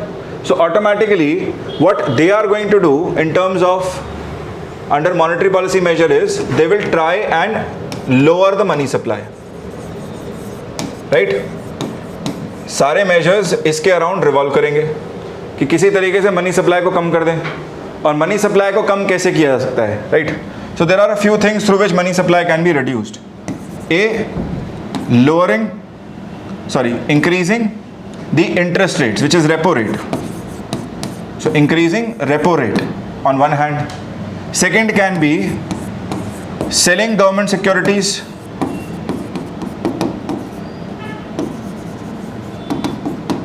selling of government securities on the other hand, right? मतलब एक तरफ से रेपो रेट को बढ़ाया, इससे कॉस्ट ऑफ बोरोइंग कॉस्टलियर हुई, जिसकी वजह से ऑटोमेटिकली मनी सप्लाई का फ्लो पर थोड़ा अंकुश लगा, थोड़ा कम हुआ. और दूसरी तरफ गवर्नमेंट सिक्योरिटीज को बेचा गया, जिसकी वजह से लिक्विडिटी को एब्जॉर्ब किया गया इकोनॉमी के अंदर से, right? So selling government securities in order to absorb liquidity, right? Now please understand what will happen through this is that this will result in decrease in money supply. Money supply अपने आप घटेगा, ठीक? अब आप इस पूरे major को अगर ध्यान से देखें, right? One thing that we need to understand is that this inflation has to be because of increase in money supply. Only then the monetary policy measures are going to be effective. समझ रहे हैं कि हर situation में अगर inflation, किसी भी situation में inflation हो रही है तो ये लगा देने भर से काम नहीं होगा. ये कब काम करेगा? ये तभी काम करेगा अगर इन्फ्लेशन के पीछे रीजन रिस्पॉन्सिबल क्या है? Increase in money supply. अगर ये रीजन है तब तो ठीक है, right? By simply lowering down the money supply, by increasing repo rate or selling government securities, we have absorbed liquidity, surplus liquidity from the market, and we have decreased the flow of liquidity in the market. Thereby this measure is going to be effective. Otherwise these measures, monetary policy measures, are not going to be effective, right? और इस policy को हम क्या कहते हैं? इस policy को हम कहते हैं क्रेडिट स्क्वीज पॉलिसी और dear money policy. So this is referred to as credit squeeze policy, or this is also referred to as dear money policy. ठीक है? So कोई पूछे monetary policy measure में what can RBI MPC do? These are the two things that they will do. Overall अगर पूछ रहे तो आप simply कह सकते हैं that under monetary policy measures, the monetary policy authority RBI as well as MPC, they can follow credit squeeze policy as well as dear money policy, thereby leading to decrease in money supply in the economy. So friends, we have just seen that in view of the limited role of monetary policy measures, where monetary policy measures can only be effective in the case where money supply, increase in money supply is the cause of inflation, we need to understand that there are some fiscal measures that are also adopted, right? So क्योंकि इसका limited role ही रहेगा, limited role क्यों? क्योंकि तभी effective है जब money supply increase is the cause of inflation. Thereby in all situations this measure is not going to be effective. Thereby we also need something in the form of fiscal policy measures. Now remember I told you in terms of fiscal policy measures there are two things under role of the government. So government क्या कर सकती है? Government अपने expenditures के term में variation ला सकती है. Secondly government can also very the taxation policy. Government can also vary the taxation policy. Now I believe you guys might have guessed also that if there is inflation in the economy, under fiscal policy the natural instinct should be to go for contractionary fiscal policy, right? Check करके देख लेते हैं. So अगर economy में inflation हो रहा है, right? Economy is facing inflation. So एक इंस्टिंक्ट जो होगा फिस्कल पॉलिसी मेजर्स के अंदर, that is going to be to follow contractionary fiscal policy.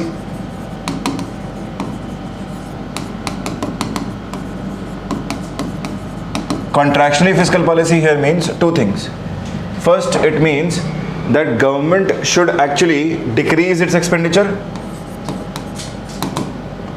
Government should decrease its expenditures.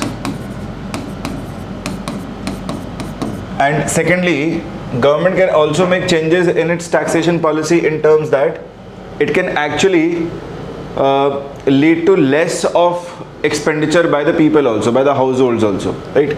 मतलब टैक्सेशन पॉलिसी में भी कुछ वेरिएशन करे, जहाँ पर टैक्सेशन के रेट्स बढ़ा दिए जाए, रेट ऑफ टैक्सेशन जो है बढ़ा दिया जाए, या फिर नया टैक्स को इम्पोज किया जाए. सो टैक्सेशन के टर्म में rate of taxation being increased और some new tax being introduced which may help us in terms of stopping inflation in the way, right?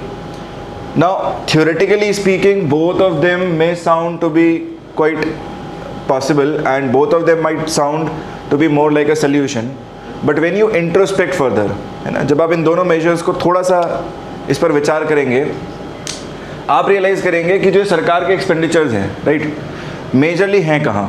सो अगर हम गवर्नमेंट का अकाउंट देखें, गवर्नमेंट का बजट देखें साल दर साल का, उसमें दो अकाउंट है, पहला रेवेन्यू अकाउंट और दूसरा capital account. Revenue account which is day to day account of the government comprises of most of the expenditures. Yes और no, right. Capital account is more like the account from where asset building takes place, जहाँ से सरकार खर्चा करके asset बनाने जाती है. तो ऑब्वियसली बात है, we can not basically ask the government not to spend money in terms of building up assets in the country. भाई अगर सरकार रेल रोड सारे ये इंफ्रास्ट्रक्चर पर खर्च कर रही है ना, इंफ्रास्ट्रक्चर बॉटलनेक्स को हटा रही है, so obviously this is very much required for the growth of the country. तो वहाँ पर नहीं कट डाउन कर सकते. And when it comes to the expenditure under revenue account, it is more like unforeseen, unpredictable kind of expenditure and government finds it very difficult to control that expenditure, है ना. अब उसमें अगर terms देखें, line by line item अगर हम देखें account में, तो उसमें कुछ एक्सपेंडिचर हो रहा है, जैसे कि इन terms of let's say police force को मेंटेन करने के लिए, लॉ एंड ऑर्डर मेंटेन करने के लिए, राइट, उस पर खर्चा हो रहा है डिफेंस सेक्टर में. Then government is also spending money in terms of salaries, wages to its employees. Then government giving subsidies is also categorized under there. So ये जितने भी खर्चे हैं, ये एक तरह से आप कह सकते हैं सोशो इकोनॉमिक टर्म्स में काफ़ी इंपॉर्टेंट है कंट्री के लिए. And thereby government will find it very difficult to control these expenditures. Yes, to a large degree government can control to a bit, है ना, कुछ डिले कर सकता है, कुछ पोस्टपोन कर सकता है, 15 दिन बाद पेमेंट करे, 20 दिन बाद पेमेंट करे, बट नी जर्क रिएक्शन के टर्म्स में I don't think it is possible that government can entirely cut it down, right. So समझिए कि गवर्नमेंट एक्सपेंडिचर जिसे हम कम करने के लिए कह रहे हैं थियोरेटिकली, ये प्रैक्टिकली पॉसिबल नहीं है सरकार के लिए, ठीक है. सो थियोरेटिकली देखने सुनने में अच्छा लग सकता है, but practically this is not a good move. So practically not a good move. In fact next to impossible सा है ना. हम देश की सरकार को कह रहे हैं कि भाई आप बिना खर्चा किए गवर्नेंस कर लीजिए, पॉसिबल ही नहीं है. Governance will require in itself, administration will require in itself some kind of expenditure, right? Then going over to second one, taxation. Now think about it. There is already inflation taking place in the economy. पहले कह रहे हैं कि भैया चीज़ों के दाम बढ़ रहे हैं, right? Goods and services के prices बढ़ रहे हैं डे टू डे बेसिस पर. And if government goes for imposing a new tax or increasing the rate of taxation, जैसे मान लीजिए GST बढ़ा दे, है ना, goods and services पे, so don't you think poor will face more problems? Their purchasing power is going to further go down, right? So इसकी मार कौन झेलेगा? देखिए, अगर बहुत ही मिनिमल लेवल पर इंक्रीज भी करेगा, राइट, शुरुआत जो सबसे पहले मार झेलने की होगी, that is going to be on the poor only, right? Thereby, even in the case of increasing taxation, theoretically this may sound to be a very good thing, but practically speaking, again not a good move, right? Practically speaking, it is again not a good move, because by doing this, government is going to decrease the purchasing power of the poor. Purchasing power of the poor. Simple से example से समझ सकते हैं इसे हम, right, कि मान लीजिए हमने जीएसटी बढ़ा दिया, 12 की जगह हमने इसे 14% कर दिया, राइट. तो जब भी एक consumer, right, when ever he is spending let's say 100 rupees on food items, let's say he is bearing a tax of earlier 12%, सो 112 रुपये दे रहा है पॉकेट से. अभी कितना देना पड़ेगा? 114 देना पड़ेगा. हो सकता है मिडिल इनकम ग्रुप के लिए या हायर इनकम ग्रुप के लिए कोई इंपैक्ट ना पड़े, राइट, मिनी स्क्यूल लेवल पे, बहुत कम लेवल पे इंपैक्ट पड़े, लेकिन पुअर के लिए this is going to be problematic in terms of decline in their purchasing power. Thereby, we need to understand this, that even increase in rate of taxation or imposing new taxes is again not a good move, practically speaking. तो भाई fiscal policy के under हम देख पा रहे हैं कि जो थ्योरेटिकली हम देख रहे हैं वो हमें डिजायर्ड रिजल्ट नहीं दे रहा है. हम इनको करके इन्फ्लेशन को कंट्रोल नहीं कर पा रहे हैं, तो क्या करें, राइट? देखिए, प्रैक्टिकली गवर्नमेंट ये कुछ नहीं करती है. Government will never go for decreasing its expenditure और even going for increase in rate of taxation.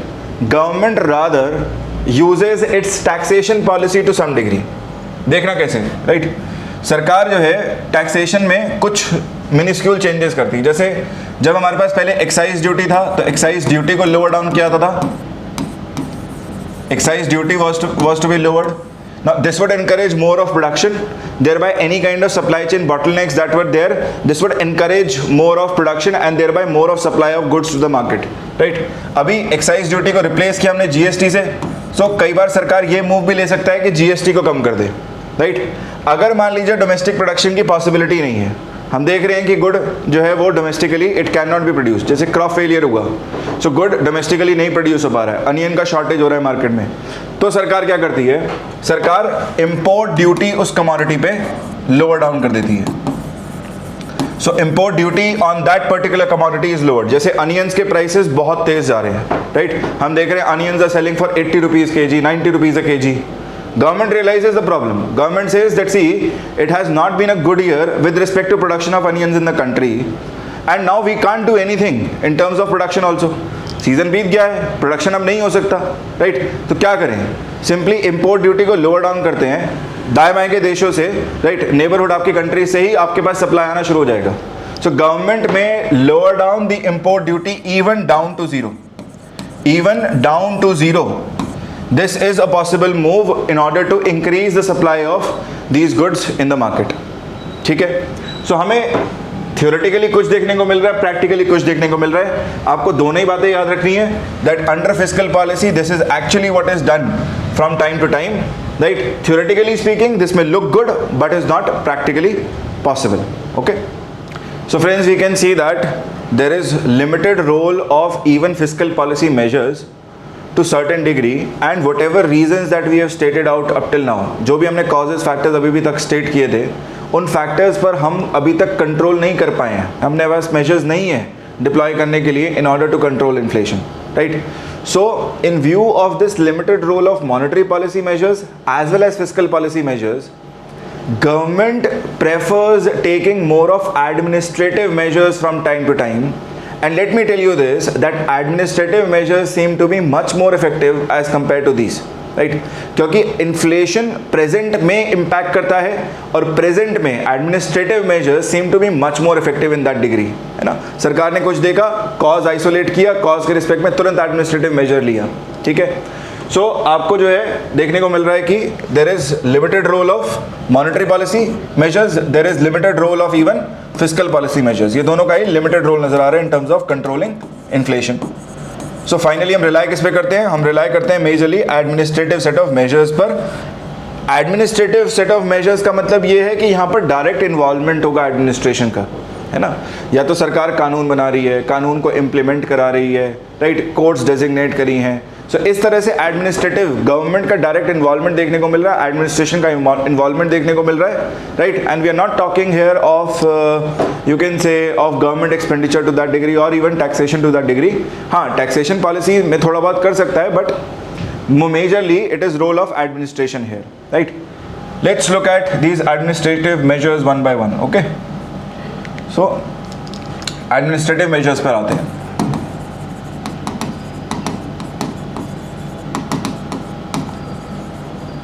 अब ये बिल्कुल कॉज और इफेक्ट जैसा है, राइट? मतलब हमें कुछ देखने को मिला, सरकार ने तुरंत उसके रिस्पेक्ट में, राइट, एक्शन लिया.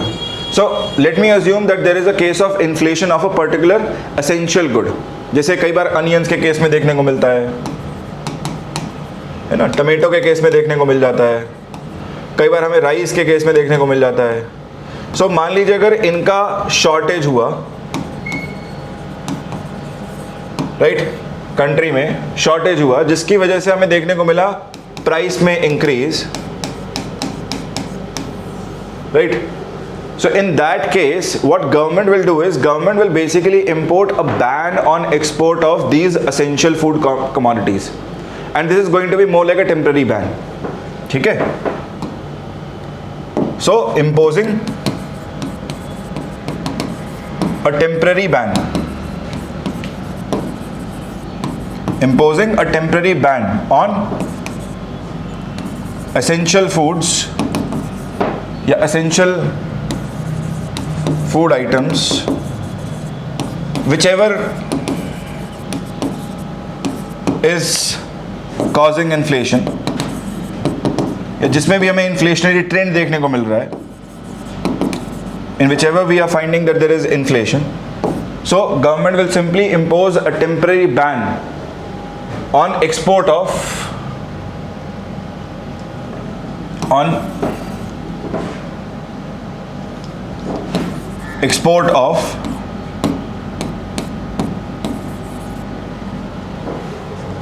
essential food items,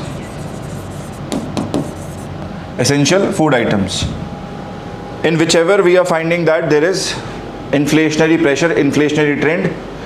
So उस फूड आइटम को क्या करेगी सरकार, जो है टेम्पररी उसके एक्सपोर्ट पर बैन लगा देगी. अब एक्सपोर्ट पर बैन लगाने से क्या होगा, ऑब्वियस ही बात है, अगर एक्सपोर्ट पर बैन लग रहा है सो वो फूड कमोडिटी जो भी डोमेस्टिकली प्रोड्यूस हो रही है that can not be sold outside, thereby it has to be mandatorily sold within the domestic markets, and this in turn will basically increase the supply of that food item, है ना. सो कोई भी मान लीजिए जैसे बहुत अच्छी क्वालिटी का राइस भी है, वो भी एक्सपोर्ट नहीं होगा. सरकार कह रही है टेम्परेरीली हमने बैन लगा दिया 15 दिन के लिए, 20 दिन के लिए, 25 दिन के लिए. सो जो भी आप डोमेस्टिकली प्रोड्यूस कर रहे हैं आपको बेचना ही पड़ेगा देश के अंदर. सो सप्लाई ऑटोमेटिकली डोमेस्टिकली बढ़ जाता है.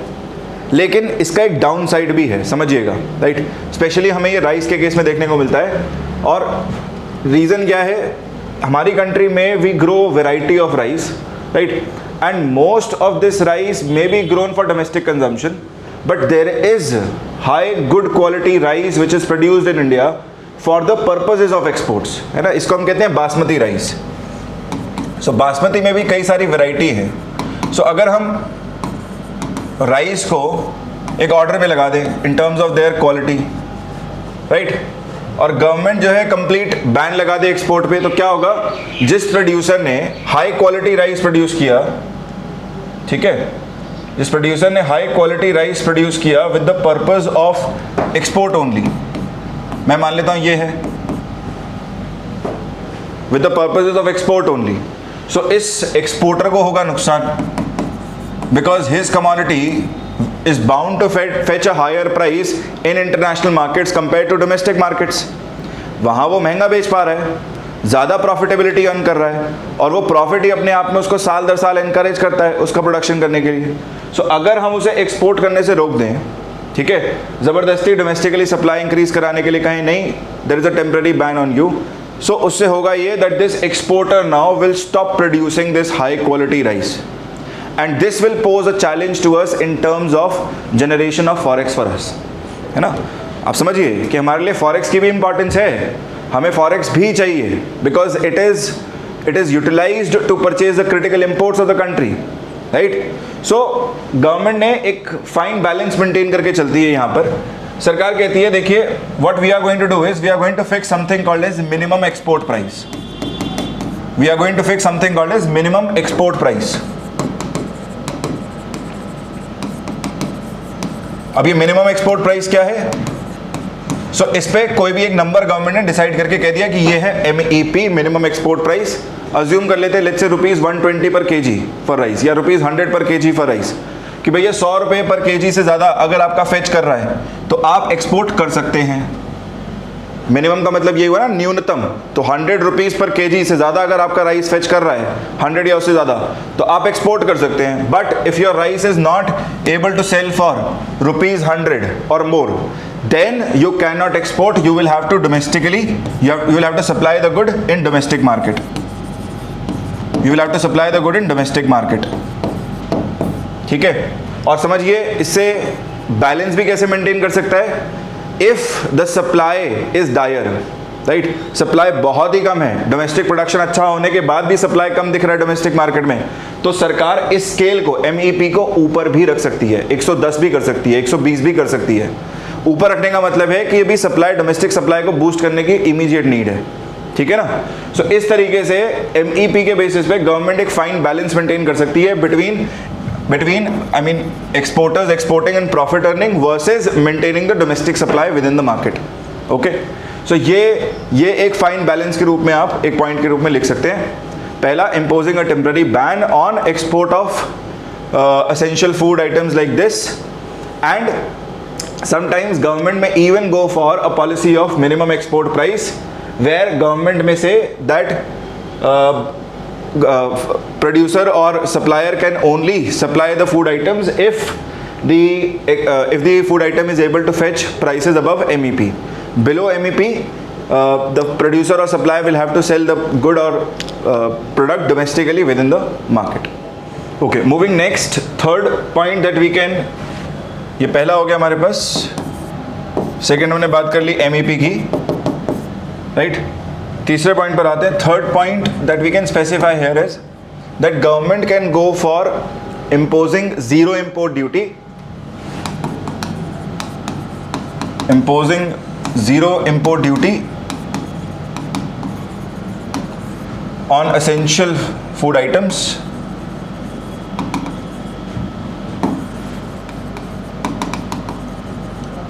like let's say onion only।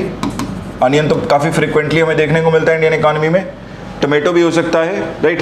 It can even be other food items, so that the supply of that essential food item can be increase domestically within the market, right. This can be third point.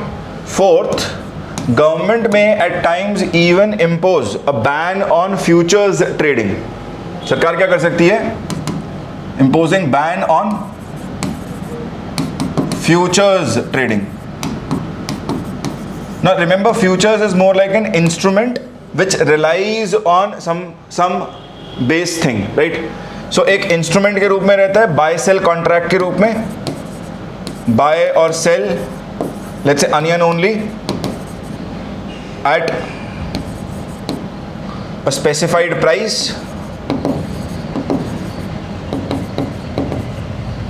in specified quantity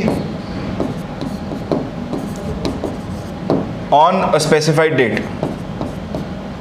on a specified date।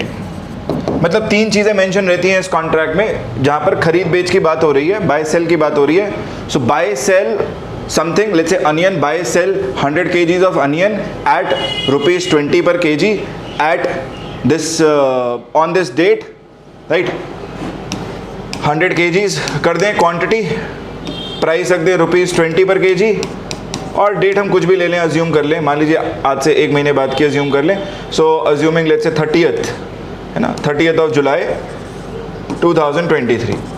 सो ये बन गया हमारे पास एक futures instrument, जिसमें underlying asset बन गया अपने आप ऑटोमेटिकली अनियन। कितना onion? 100 kgs of onion. So ऐसे फ्यूचर्स इंस्ट्रूमेंट की ट्रेडिंग पर बैन लगा देगा। क्यों लगा रहा है ban? Because please understand that futures at time they tend to impact the current prices।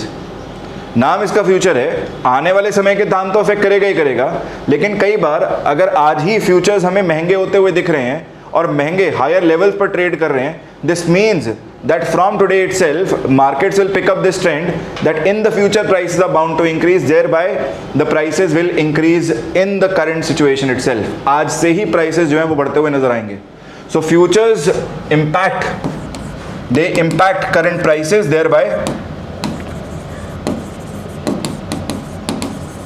thereby government will impose a ban on futures trading based on the essential commodity where we are facing inflationary pressure, right? So fourth can be this particular point। next बढ़ते हैं fifth की ओर। अब fifth में अगर आप देखें तो हमने एक पॉइंट लिखा था, होर्डिंग, स्पेकुलेशन, ब्लैक मार्केटिंग, है ना। जमाखोरी देखी जाती है, फिर उसके ऊपर स्पेकुलेट किया जाता है, and then at times we may also see that black marketing of goods is taking place in the market. So what government does at times is government places some of these essential commodities where there are chances of hoarding, speculation and black marketing under Essential Commodities Act, ECA. So placing these essential goods wherever inflationary pressure is seen,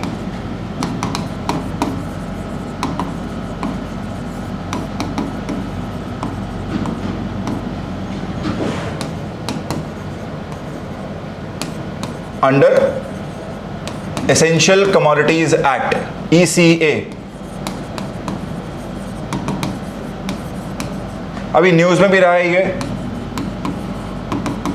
Essential Commodities Act. So Essential Commodities Act में रखते ही क्या होगा? Essential Commodities Act, the moment government places it under ECA, it is going to prevent traders to go from hoarding, right? So this prevents traders from hoarding the good because, अब ये part important है कि भैया trader क्यों deter कर जाएगा, क्यों hold करने नहीं जाएगा. सिंपल सा रीज़न है कि होर्डिंग यहाँ पर पनिशेबल ऑफेंस है. It is a non bailable offence under ECA, which means if any person is caught hoarding, right, he is going to be charged under ECA, Essential Commodities Act. इस act के under उसे charge लगाया जाएगा और charge अपने आप में non available offence है. मतलब कोर्ट में जाके सुनवाई होगी, कोर्ट अगर बेल ग्रांट करती है तभी आप बाहर छूट पाएंगे, वरना सजा ही मिलेगी, right. So this is going to prevent traders from hoarding the goods because hoarding becomes a punishable crime. Hoarding becomes non-bailable offense.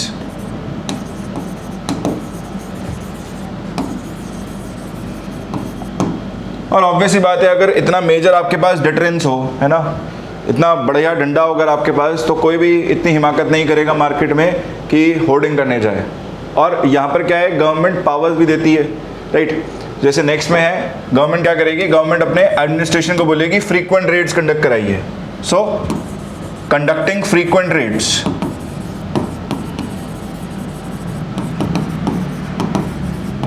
on owners of big godowns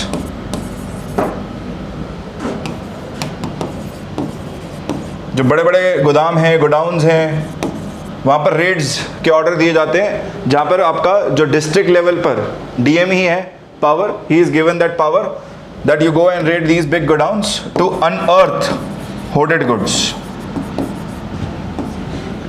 To unearth hoarded goods. है ना. So obviously combine करेंगे दोनों को तो आप देखेंगे अपने आप में एक बहुत मेजर deterrence देखने को मिल रहा है, right? So ये भी एक अपने आप में मेजर है. इसके अलावा कई बार सर्विसेज में हमें देखने को मिलता है, right? So सर्विसेज के लिए भी ऐसे ही एक कानून वहाँ पर भी है हमारे पास. So under services, this was sixth. So essential services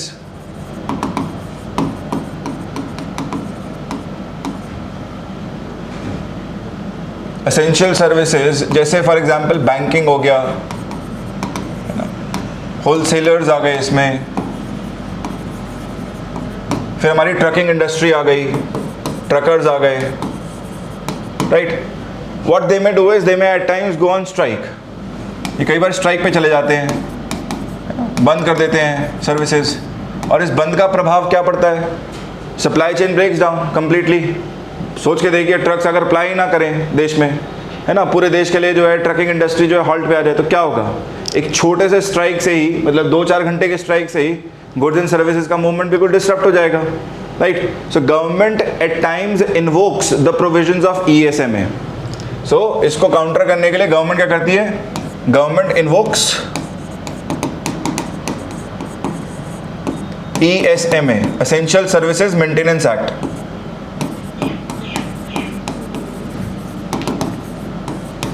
Essential Services Maintenance Act.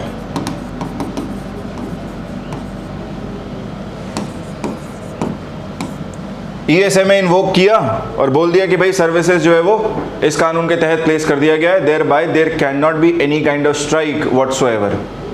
If there is some problem you can come to us with representation, आप आइए, है ना, बातचीत करिए, रिजॉल्व करिए, स्ट्राइक नहीं कर सकते हैं, राइट। स्ट्राइक पर जाएंगे तो फिर से वापस ESMA के प्रोविजंस इन्वोक्ड हैं, ओके। सो ये कुछ मेजर्स हैं जिसके थ्रू हमें सिमिलर तरह के मेजर्स देखने को मिल रहे हैं जिसके थ्रू हम इन्फ्लेशन को काफ़ी हद तक जो ब्रेकडाउन इन सप्लाई वाला है, in supply chain, that we can control of, right. Next, इसी में government is also going for strengthening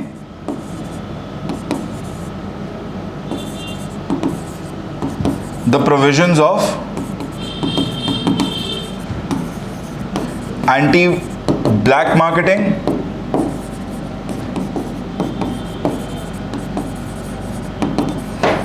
Anti-Black Marketing and Hoarding Act,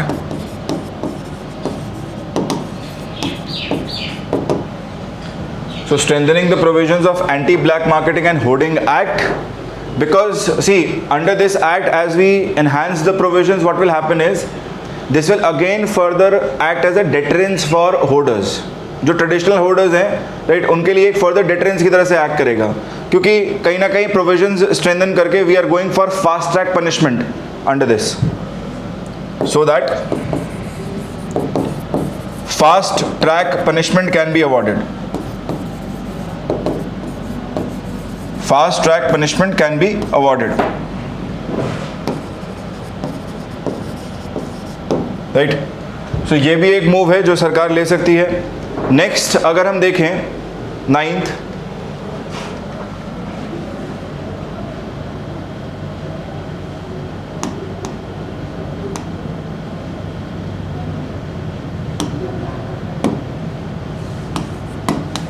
so 9th is moderating increases in MSPs, moderating increases in MSPs so that markets get a signal that prices shall remain lower, that prices shall remain lower। मतलब ये क्या है कि मान लीजिए सरकार जो है वो काफ़ी स्टीप लेवल से इंक्रीज़ करती आ रही है MSPs 3-4 साल से। अब गवर्नमेंट रियलाइज़ करती है कि इससे इन्फ्लेशनरी प्रेशर बनता है उस कमोडिटी के प्राइसेस में।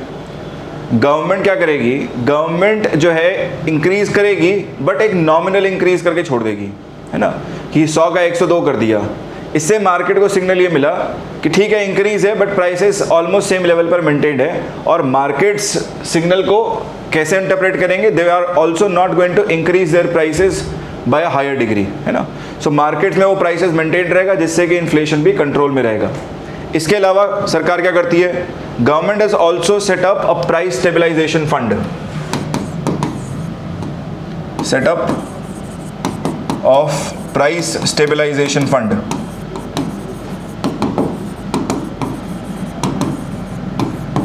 And this price stabilization fund is basically used to fight conditions of drought.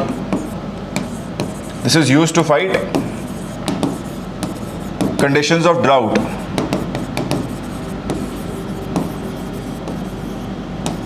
तो सूखाग्रस्त क्षेत्र हैं, ज़्यादा इम्पैक्ट हो रहा है, फेस कर रहे हैं प्रॉब्लम्स, सो वहाँ पर इस पैसे को यूज़ करके, है ना, we can basically provide goods and services there in that area so that people can live off at least.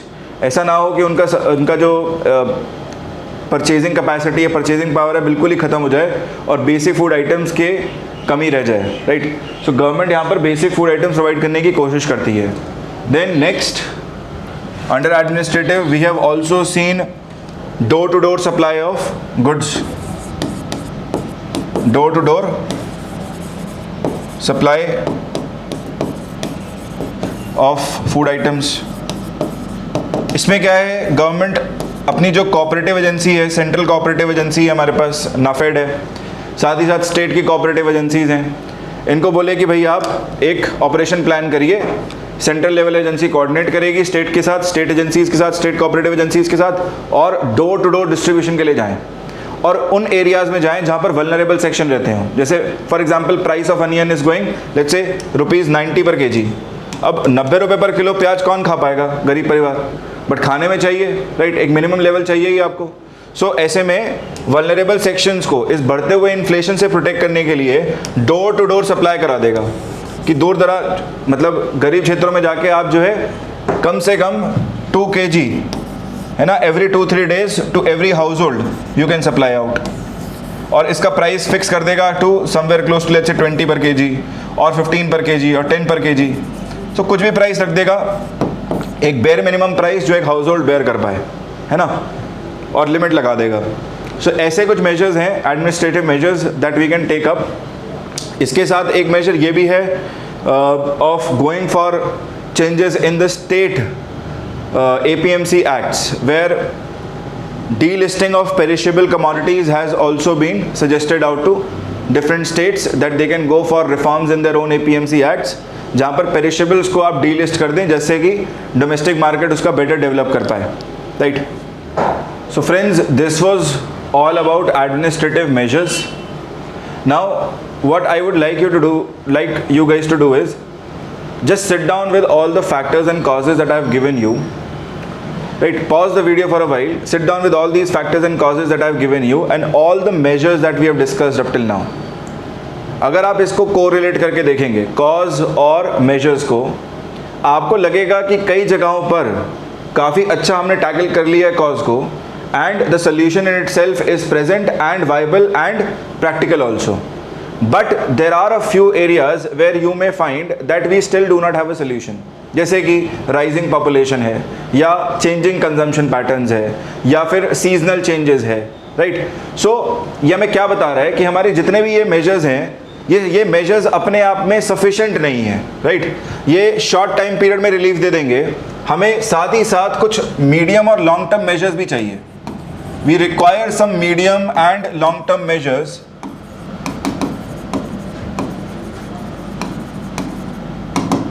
in order to control inflation. Medium long term measures का मतलब हम बात कर रहे हैं 5-6 साल की, लॉन्ग टर्म हो गया 10-11 साल की, ठीक है ना. सो मीडियम और लॉन्ग टर्म मेजर्स में हम क्या सजेस्ट कर सकते हैं. सबसे पहला सजेशन होगा कि एग्रीकल्चर और अलाइड सेक्टर्स में, agriculture plus allied sectors, this requires investments where government needs to prepare a roadmap and encourage private sector also to invest more. ठीक है ना.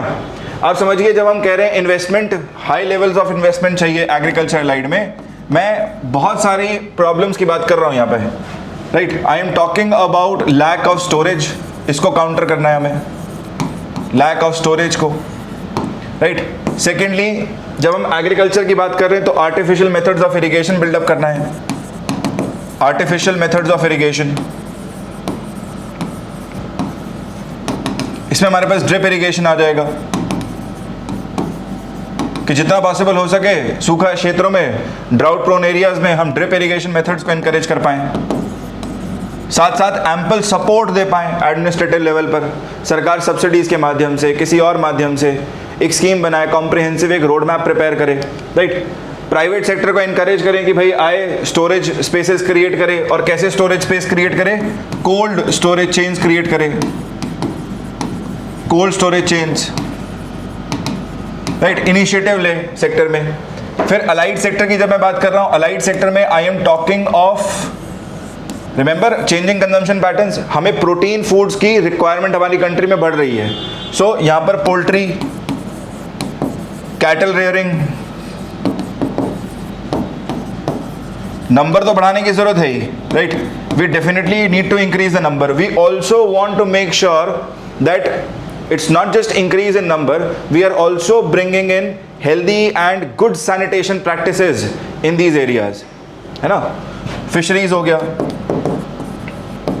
सो मत्स्य संपदा योजना है हमारे पास. सो सारी स्कीम्स के बारे में लिख सकते हैं. सो यहाँ पर नंबर तो बढ़ाना ही बढ़ाना है, साथ में जो स्टैंडर्ड प्रैक्टिसेस हैं वो भी डेवलप कराएं.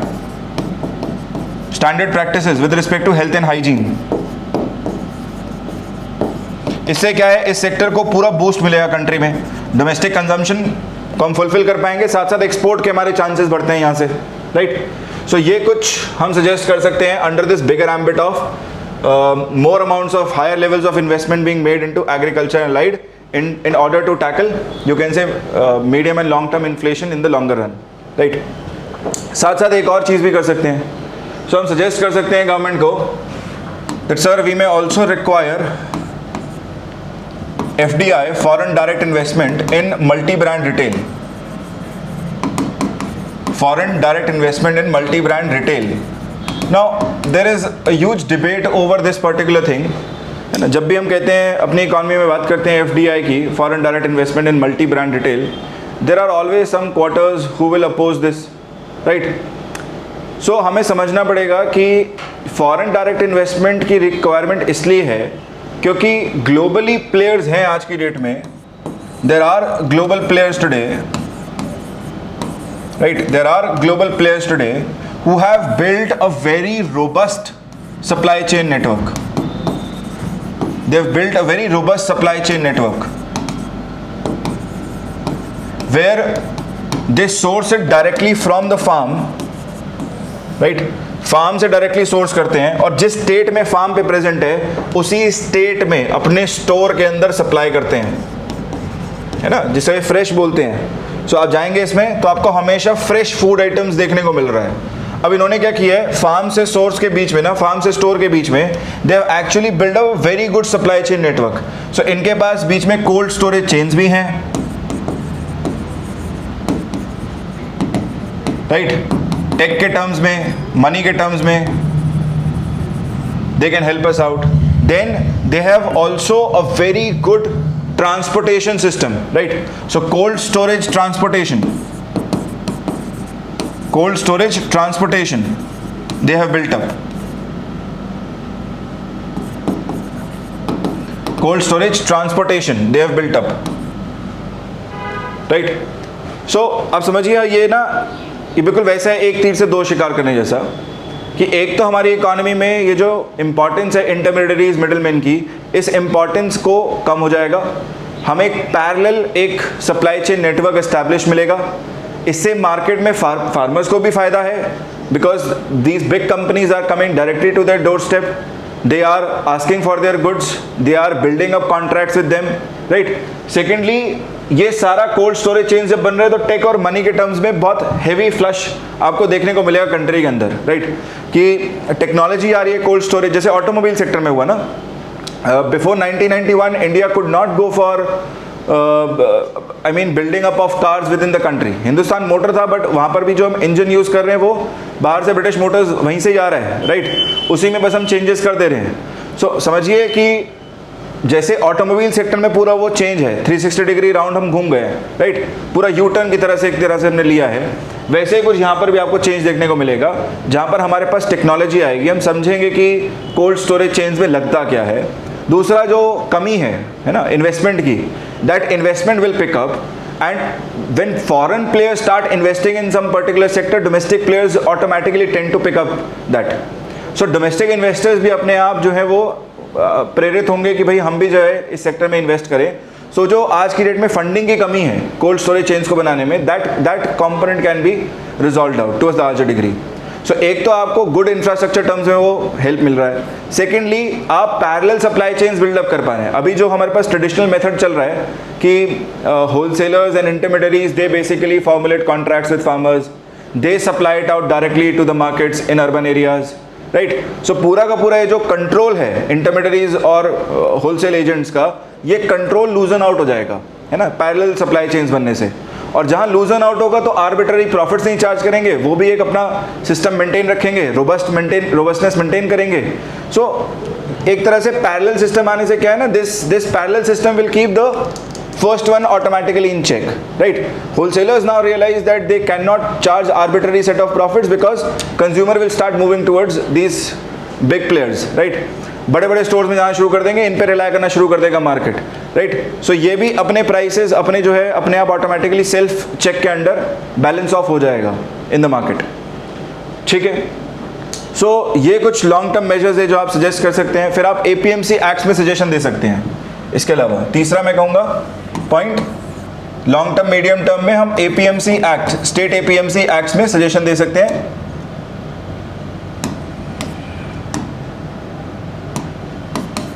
APMC acts of state governments, इसमें रिफॉर्म की नीड है। जैसे मैंने बताया, delisting of perishables, delisting of perishables, then encouraging contract farming, these kind of things can be done. Okay, encouraging contract farming, so these kind of reforms they can be taken up. rigid ना रखें APMC acts को, वो जो domination control है APMCs का वो थोड़ा बहुत लूजन ऑफ करें, right. APMCs becoming exploitator of the farmers in the market, this kind of scenario needs to change, right? In that case we will be able to control inflation in a much better prospect. ठीक है, so I believe ये topic आपको comprehensively समझ में आया होगा। 4 parts में हमने इसको कवर किया है, I am just summarising it. So हमने सबसे पहले इसमें देखा डेफिनेशंस का पार्ट, सेकेंड पार्ट में हमने देखा measurement of inflation,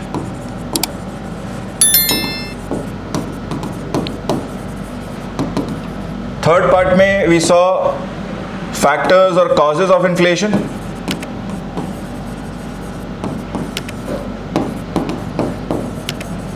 and in fourth part we saw measures adopted to control inflation.